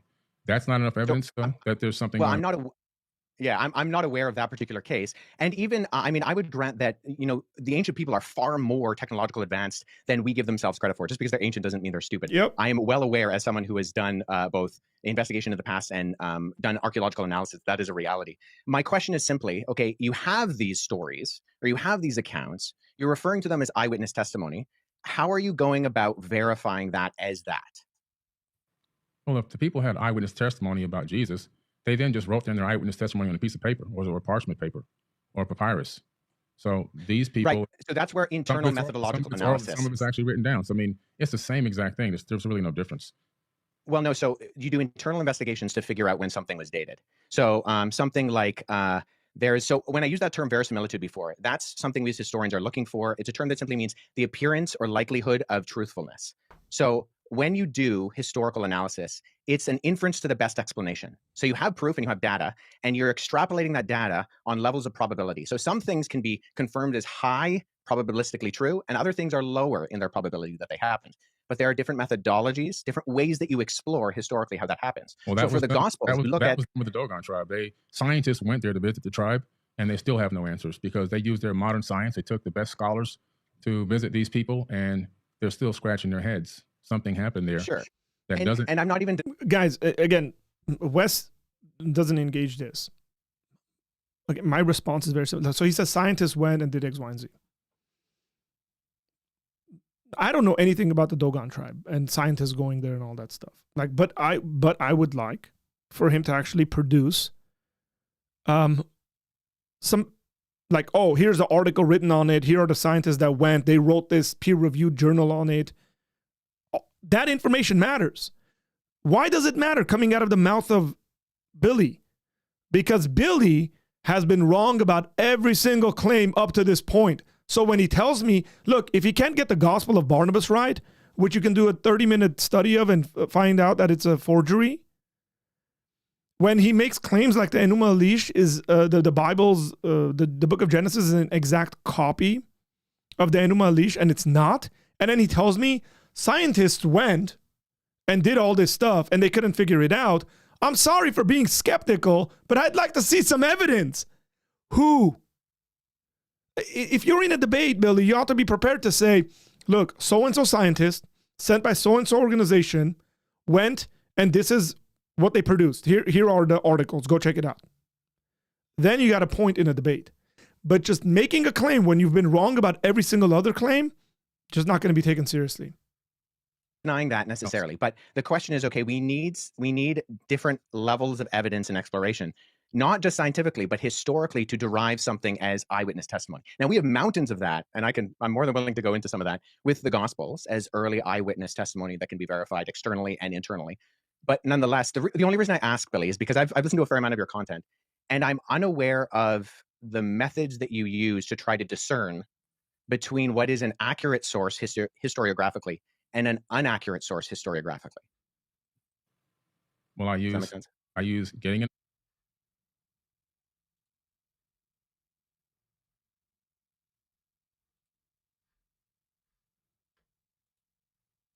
Okay, I'm having some issues, guys, so let's see what's going on.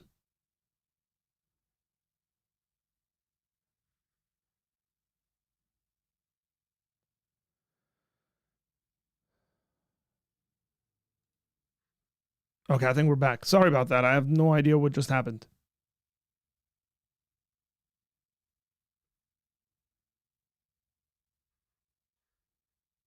Airplane and traveling to these places, doing my own research, talking with indigenous cultures, and researching as much of the text that is available that I can possibly find.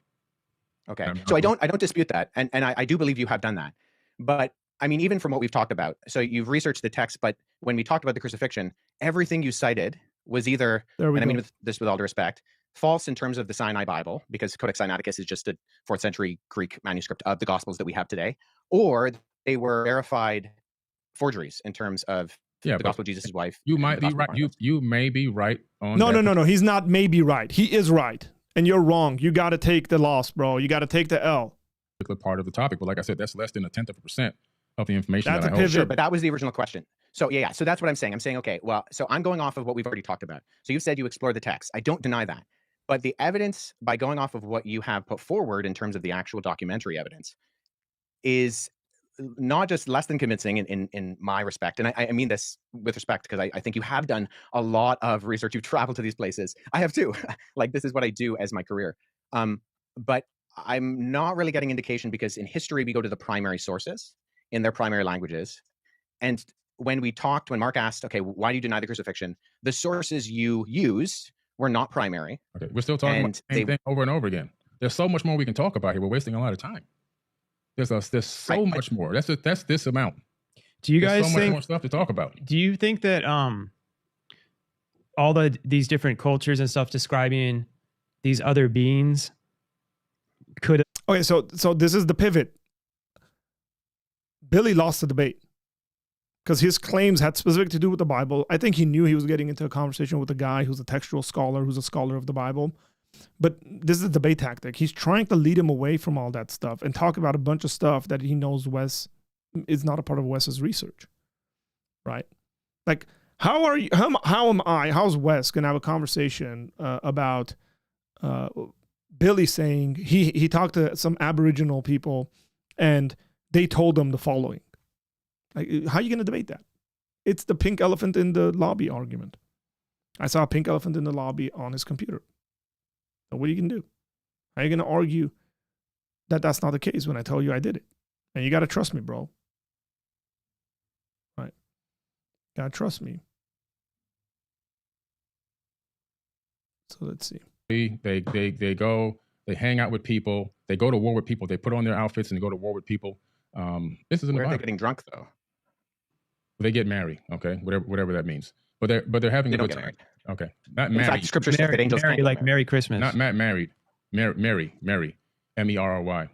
But the point that I'm making here is when you start to really analyze what these angels are doing, and you start to analyze how many people are dying in the biblical text, you start to say, well, how many people did Satan actually kill? Okay, so this is a claim. This is a claim that Billy has made on a bunch of other channels, talking about like the Bible, the God of the Bible is essentially like Satan, because he's the one doing all the killing, and like you never see Satan killing anyone. Like, this is one of his like convoluted ideas he has. And when you start doing the tally on the numbers, God's doing most of the killing in the Bible. It's not the devil that's doing all the killing. And God says in Isaiah, I created the... So the Bible claims that God is the ultimate judge. Of course, God's going to be doing the judgment in the book. That's clear. He's going to quote a passage of Isaiah. I'm going to respond to this. good and I created the evil. Do what I say at the Lord. So he's saying that he's doing the good and the evil. So when the That's what Bible he's saying. says, when Isaiah says, I created the good and the evil, which is a King James translation, it's actually poor translation. There are two words for evil in Hebrew. One of them is calamity or destruction, which is what Isaiah is using. The other one has to do with moral evil.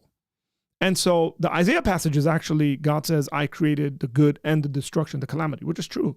God does bring about calamity and judgment over people. That's the reality. Right? But again, it's not like linguistically he's aware, because he's proven up to this point, he's completely unaware of what's going on. The word is calamity. It's destruction. My personal opinion on this whole thing, I just let me get this out because we keep going over the same rhetoric over and over again. My personal opinion is that the biblical text is a good book. There's like I've said, I've got videos. My number one video on Twitter has me saying this. It's good text because if you actually apply some of the information that's in the Bible, you can get a good result. Like it's good, but it's wrong. Right. I struggle with I know. I want you to finish your thought. Go ahead. Yeah. So because you can get a good result, but there's a lot of misinformation in the Bible. There's a lot of false information that's copy from ancient text. And if you go by that. So he fell back onto that. So he's been proven to be lying on this. It's copied. You were asked what was copied, and the best you can do is tell us the waters from the waters. So stop making that claim, but he's going to keep making that claim. Text, all of a sudden you end up with 400 years of slavery. You end up with abuse. You end up with race divide card and conquer tactics that separate people. You end up with people thinking that they're the chosen ones and they're the chosen people. And we've been promised this promised land so we can eradicate another race of people because this is our land, because God promised it to us. You have people that want to go on the papal inquisitions and torture and kill and murder over 80 million people. You have the American Holocaust, 111 million indigenous natives slayed. You have all this going on because of this text, which is set up so contradictory throughout its path across time. You get into the New Testament, slavery is still being condoned in the New Testament. Was it? Honor thy slave master as you would honor God or Jesus, it says, I believe. So in Ephesians. So I always thought but the God of the Old Testament too. Like I'll let you go real quick, but I'm just, and I know you have to go soon too, but I'm speaking as I challenge my own subject. It was always. Sorry, Mark, I'm going to fast forward this because I think, again, you're thinking on your feet here on this subject. That stuff is what. And what is the context of what Ephesians is saying? So I think this is very important because we don't take text in isolation. So within Scripture, and this. I got to respond to this. You would never say race card if a Jewish man brought that up. I absolutely would. You don't even know me. This is why all the abolition movements throughout history have only been Judeo-Christian movements. There's never been an abolition movement that wasn't Christian. And actually, there's the recent work by historian Tom Holland, not the Spider-Man actor, different Tom Holland, but his recent Dominion highlights this fact very well. This is not a Christian, but in it, he shows that going right back into the antiquity with the Cappadocian Fathers was the first abolition movement, and then into the British and the American abolition movements. These were fundamentally Christian movements ran by Christians because of the idea that when Paul, who wrote that letter to Ephesians, says, in Christ there is no slave nor free, he's breaking down those barriers. So in Ephesians, when he says, slaves obey your masters, he's operating on the socioeconomic context of what he's going on. And he's saying, hey, we have slaves and we have free people, okay? If you're a believing slave, if you're a slave who believes in Jesus as the Messiah, be equitable in how you are living your life. Reflect Christ accurately. And that's a movement that he is fundamentally working towards that eventually starts to completely take out the legs. This is from where the we would space argue, movement in Wes. general. I would be. I love. By the way, I love that we're all. This is respectful. I don't feel this is all just Yeah. three It's all love. grown-ups It's all talking love. in a I healthy appreciate way. this. I appreciate Wes. And I think this is going to give us. But this is where you and I sitting down, and I would be like, great that you came to that, but like, what were the methodologies did you use to conclude that him saying the slave? So again, here's where Mark, my brother, a couple of recommendations for you. Read a book called How to Read the Bible for All It's Worth. It's a hermeneutics book. Like when people ask me questions about how did you come to that conclusion? Why did you interpret it like that? Why are you guys interpreting the Bible? We interpret every text we read. Every text we read, we interpret. And there's rules and a science and an art to interpretation generally. The further removed you are from the text you're reading, the more information you need to interpret it. And so if somebody doesn't have access to that, they don't know how to do that, it's fine to ask that question. And then that's fine. We'll show you how to do it. And that's what Wes does. Be the master to the slave, you're able to interpret it, meaning that he's meaning that. Because I was also raised in the church, and I would question when they're like, oh, in the old days when they said women don't wear jewelry, that's a sin. You would know the exact verse. That's in and the then New they're like, Testament, oh, but yeah. that was just written because at that time, that was what they did. But then the next week they're telling me, but if you believe in the Bible, you either believe in all of it or none of it. I'm like, well, how come you're just, Yes. and they're like, but it's okay for women to do that. Now, those are the things where it's like, we've got to be honest here. Like if you're respectfully challenging Billy, Billy's going to go and do research and be like, okay, now I want to see how to have, because we're all critical thinkers. I hope so. Those things seem to just, I hope that Billy's going to go and do his research. But since the debate, the evidence has shown Billy is uninterested in doing research and owning up to him being wrong.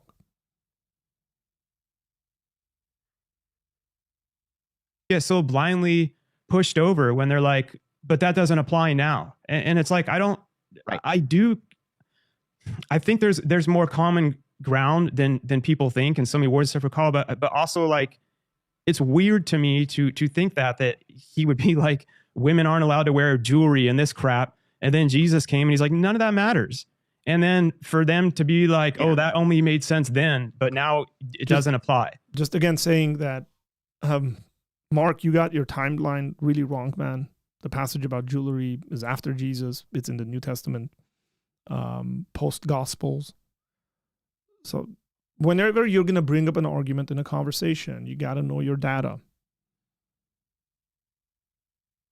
Or else you just make a claim like Billy does and just get stuck with it. And then when he's proven false, he goes, okay, I'll give you that. Moving on. What about this? But believe everything Right. in the So this Bible is what's all referred applies. to- You know what? Like Yeah, as a yeah. Christian So this is what's myself, this is why like I'm always like, Yeah. So there's a discipline called hermeneutics, and that's the methodology of interpretation. So there are multiple levels that you interpret something. So whether we're dealing with, say, the book of Ephesians, or we're dealing with Tacitus's Annals, we look at something and we contextually read it within the framework of how it's being written. So there's a historical approach where we look at the context. Okay, Paul is writing to a church in Ephesus. What's going on in Ephesus, and how is what he's saying in that city in what is modern day Turkey? How does that pertain to that particular time and framework? Where is Paul coming how does from? it Where pertain to is- now though is my question, because Yeah, so you're giving me, here's you're how I answer starting- that question. and I Yeah, love so- you to death, Wes, but you're starting to give me, sorry to interrupt you. I believe in God. Like I believe in, Yeah. and Billy believes in God too. I get why things are challenged and things need to be challenged, but it's saying that was to women then, but being raised in the church but and yes stuff, and no. they say, but then they'll pick something and they're like, but that doesn't apply to them now, because in that context, he was talking to this certain town where they were having problems with I'm like, well, that's not written anywhere. And they're like, well, if you go to blah, blah, blah. And then they say, well, God is all knowing. So he perfectly chose what was in and out of the Bible. I believe whoever created the universe, which is God, in my own opinion, is way smarter than any of us. Why would he leave something like that crap in there, that women shouldn't wear jewelry and all that, and then have in the New Testament, that crap doesn't really. This is just partly Mark's ignorance on what the Bible is. with all due respect, Mark, and love, because you're a brother in Christ. You haven't done the adequate research and thinking and reading on the sort of thing the Bible is, and how it was written, and to whom it was written, and for what purposes it was written. Like within the Christian perspective and dynamic, I'm just talking within like Christianity. There's a view of what the Bible is. It's not these like just, the Bible is not a list of these universal commands. Right? As a matter of fact, when we study the Bible, we distinguish between those things that are universal, at all times and all places applicable, versus things that are historically and culturally communicated, which means it's for those people, that time, that's it, or that individual. It doesn't get applied to everyone. So when God calls Jeremiah from the womb to be a prophet to the nations, that's only to Jeremiah. That's not to every single person. It's only for Jeremiah. So there's an aspect of doing this, and you're just unaware of how to do this and what the conversation is and what the theology looks like. And I just think you need to grow in your faith, my brother.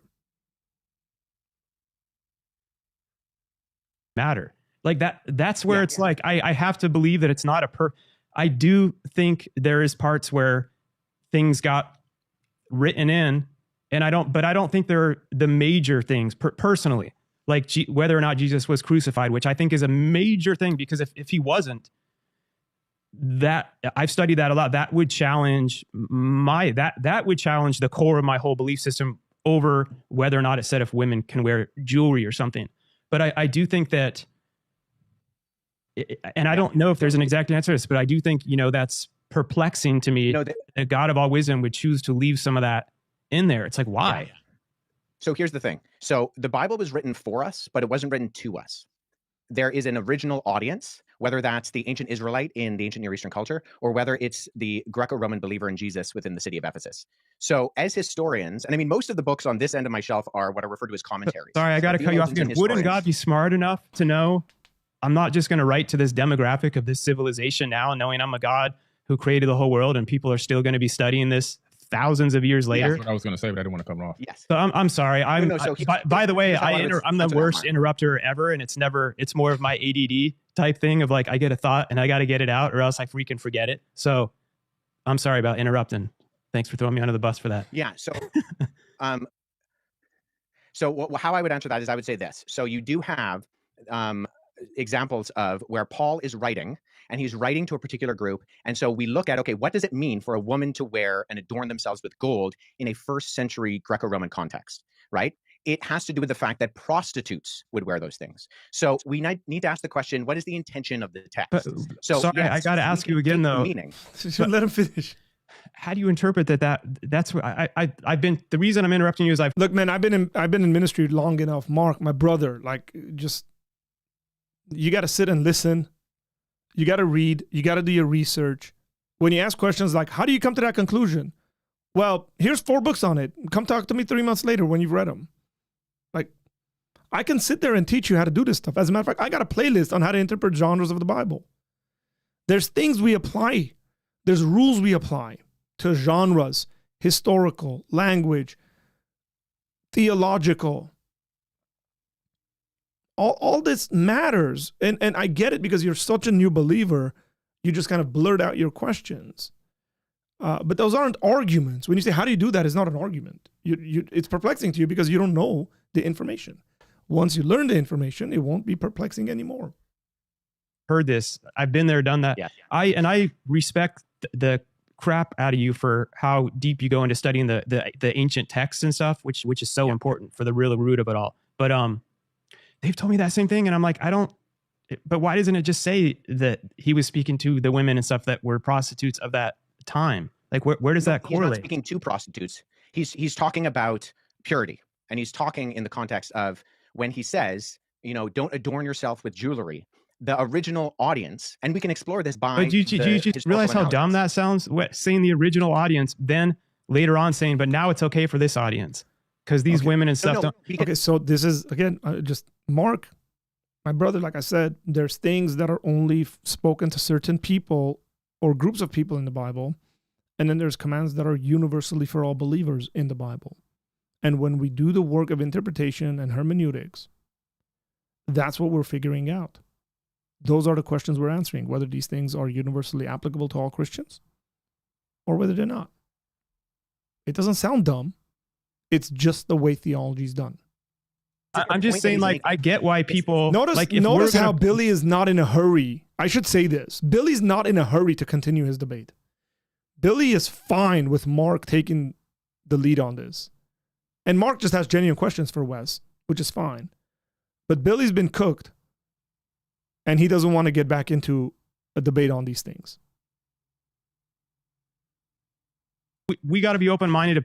We're punching holes in other stuff to punch holes in our own. And even if it's agreeing, like, don't you think that's a little, I get what you're saying. Like, if prostitutes right now, if prostitutes all wear a red band around their neck and that signals what all prostitutes are, and it's like, don't wear that. Prostitutes have tattoos, and a lot of women who aren't prostitutes have tattoos. Right. I don't think it's as black and white that only the prostitute, and also you're only talking about in one little town. So my bigger question would be to God. Well, in Greco-Roman antiquity, like, why did you put that in the Bible? That just confuses everyone, though, because all these other civilizations are going to be reading that. We have something we keep saying here. God didn't put that in the Bible. Men put this stuff in the Bible.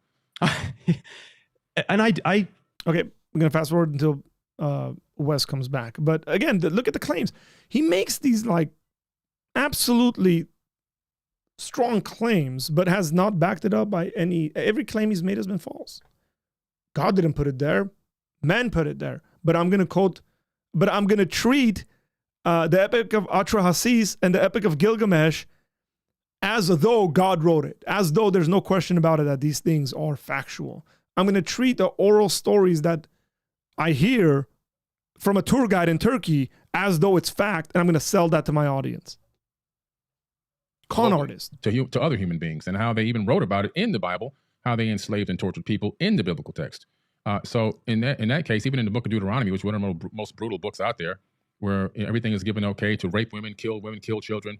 If one person talks against your Lord, go to that town and kill the whole town, burn the town down. So brutal. It's just too much. Like I said, it turns people into salt. The killing in the Bible is not being done by Satan. That's why I don't care. I don't believe in demons and all this other kind of stuff. Moses goes to the top. He talks to God. He gets his tablet. The first commandments are, thou shalt not kill. He comes down. As soon as he sees the people making a golden calf, he kills most of them. It's just like, so again, one of these simple things that if Billy did 10 minutes of research on, he could figure out that there are two different words for killing and murder in the Bible, and that the 10 Commandments says do not murder. And you're quoting the King James, and that might be why he's like so obsessed with always saying, the Sinai Bible comes before the King James, is because that's just like what he grew up reading, or I don't know. And so, but like you will never find a modern translation that says you shouldn't kill. It says you shouldn't murder, because we have in 1611 in King James times, kill meant murder. And so that was okay in the English back then, but English has developed. But even in the biblical times, there's multiple words for these things. And those things aren't contradictory. 10 minutes of research, man. And I've learned with some of these stories how it correlated with kill your first son, related to then what happened with Jesus. But I'm still like, in my head, they're like, that's so beautiful. He was willing to sacrifice his son as God would. And I'm like, I don't believe that's so mean that God, I don't believe it's beautiful. like, so Billy, like, Jesus changed. Pretty riled up here. Like, I don't think it's beautiful. I don't think that God sacrificing Jesus isn't beautiful. But he said Jesus, like, the Bible's a good book. Jesus a good man. If Jesus is such a good man and all the information we have about him is him talking that about how he's going to sacrifice himself for people, and you just like disagree. So he's contradicting himself without even realizing he's contradicting himself. My whole story. No, when I'm in heaven, and I don't believe God is irrational, because he would be smarter than everyone. I'll shut up. So let me just say this. So the most quoted verse of the Bible in the Bible is a version of Exodus 34:6, which fundamentally describes who God is, that he's compassionate and loving, full of grace and mercy and abounding in steadfast love. And so, in fact, if you read the book of Jonah, the beef that Jonah has with God, the reason why he doesn't want to go to Nineveh is because he believed that God is so loving that if he tells the Ninevites to repent and they repent, God is going to forgive them. So fundamentally, we have the picture of God consistently throughout the Bible, both in the Old and New Testaments, as being a God who is rich in love and mercy and abounding in steadfast kindness. And so we want a God who is just. And just to speak very briefly to the slavery issue, I mean, Leviticus 25 condemns by death the man stealing. So stealing someone and selling them into slavery. And the fact that the 10 Commandments are prefaced with, you are a nation who was slaves. You know, I'm the God of Israel who brought you out of Egypt. So there's a fundamental difference, and there's lots of literature on this. I would encourage people to read my friend Paul Copan's book, Is God a Moral Monster? He's written some excellent stuff. He's also written on Did God Command Genocide in the Old Testament? He's a leading expert in the field of comparative analysis of ancient Near Eastern war literature. And so there are very coherent explanations for these things, and that slavery within ancient Israel was very, very different from what slavery around the ancient Near East was like. And on top of that, once again, when abolition movements happen, what's that? Sorry, Billy? I said slavery continued on throughout the Bible with no problems. But it was always undergirded by the fact that this was not the ideal, that this was something that should not be done. And even slavery within ancient Israel was fundamentally different than slavery around the ancient Near East. This is not a contested fact. You can look at the scholarship of individuals like Wright, who's written extensively on this. He's an ancient Near Eastern ethicist. And there's vast difference between the law codes and Leviticus, Deuteronomy. Notice, by the way, Wes's scholarship, where Wes will quote something and be like, you can go read this guy who's a scholar on this subject in this area. You don't get any of that stuff coming from Billy. Billy will say things like, scientists went and talked to some tribal leaders. No names, no dates, no people, no facts, no sources. This is the difference between somebody who's a scholar and somebody who's not having a conversation. I mean, numbers, and something like the Code of Hammurabi, which puts people on a tier system and gives different punishments depending on where they are within society. That's not true in ancient Israel. If you were a king and you stole somebody and you sold them into slavery, they would punish you by death. But if you steal somebody else's slave, you can't steal somebody else's slave. That's not a good thing to do, right? The point that I'm making here, I got to say something before I get out of here, is the Bible is full of contradictions. The biggest problem that we have is we're dealing with a civilization on this planet that is psychologically impaired. Human beings. Okay, Billy's about to make psychological. Billy's about to make some claims here, and I'm going to respond to the philosophy of that. People are psychologically impaired, is what he's saying. Psychologically impaired. This entire planet. We're living on an insane asylum. Earth is an absolute insane asylum. Earth is an insane asylum. That's Billy's view of you and me. I'm not sure whether it's his view of himself. If Earth is an insane asylum and everybody in it is psychologically impaired, does that include Billy Carson? Mental illness has spread throughout the planet Earth like a complete virus.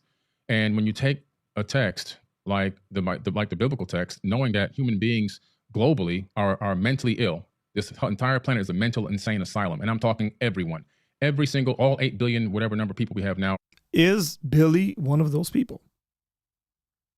Listen to the stuff he's saying, you guys. All of you guys in the chat defending him. He's saying you're insane. Are all mentally ill. And what I mean is there's different levels of mentally ill. We all have trauma that we're not dealing with. We all have internal issues. We all have situations that shadow work that needs to be done. And so, some people are at higher levels of mental illness than others. Most of us are functional mental illness people.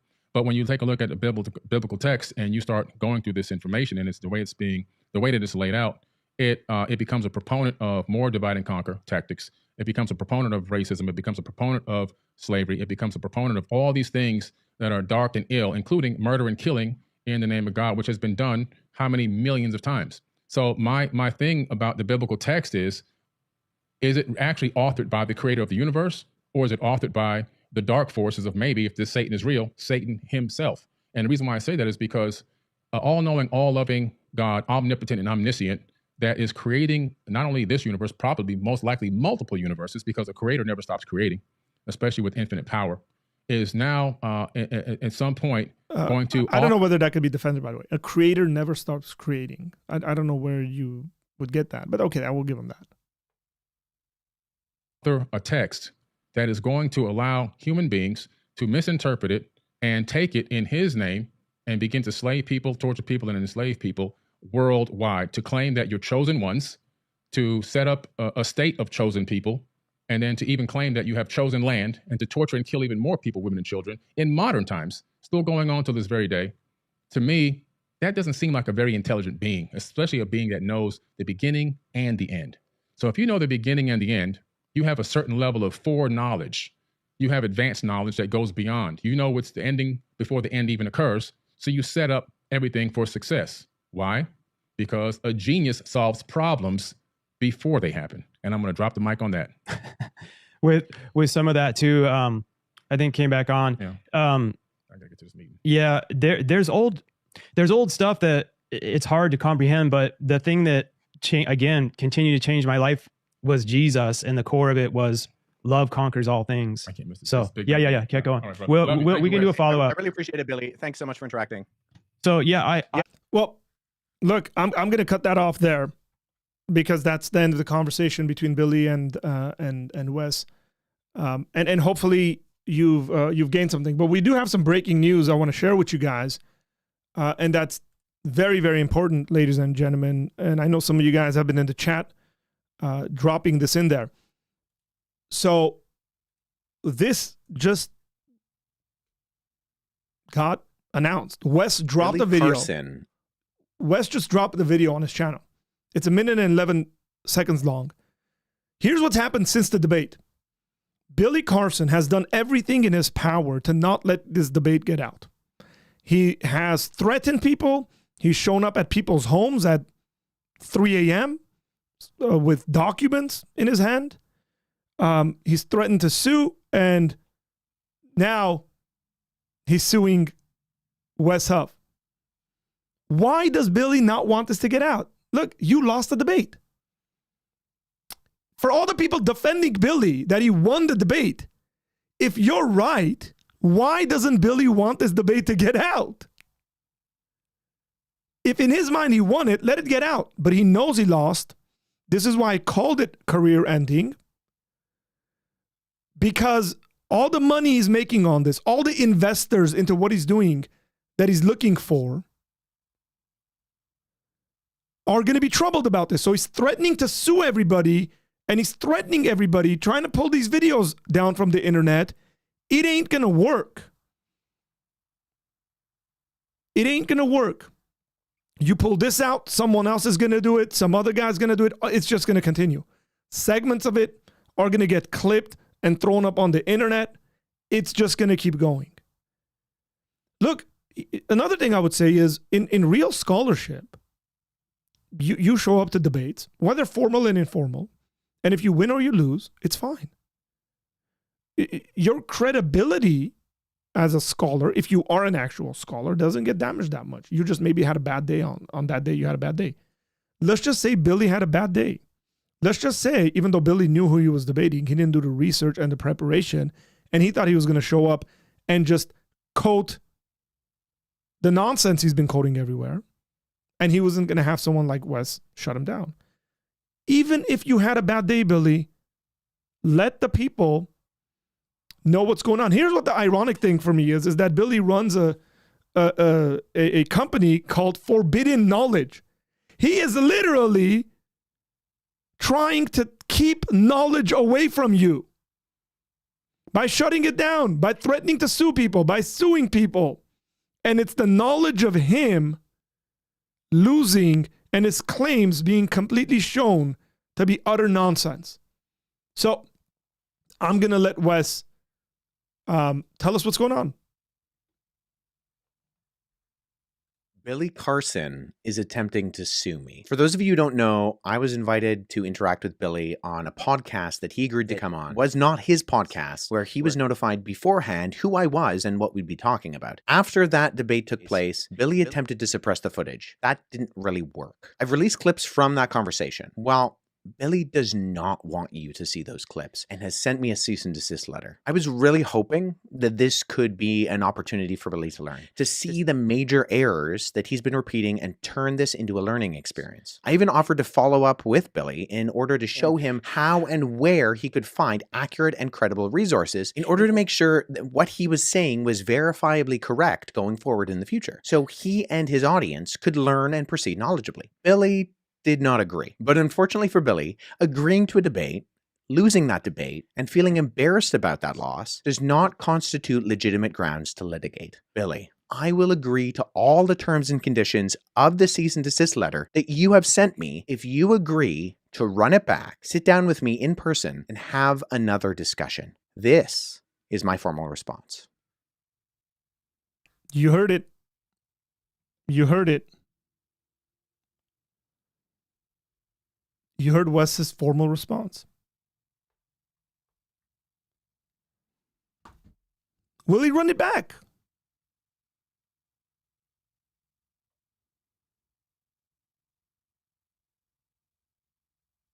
Will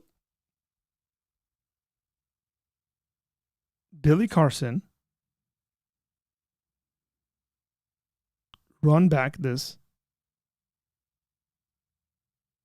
debate? Why not? Why wouldn't you want to?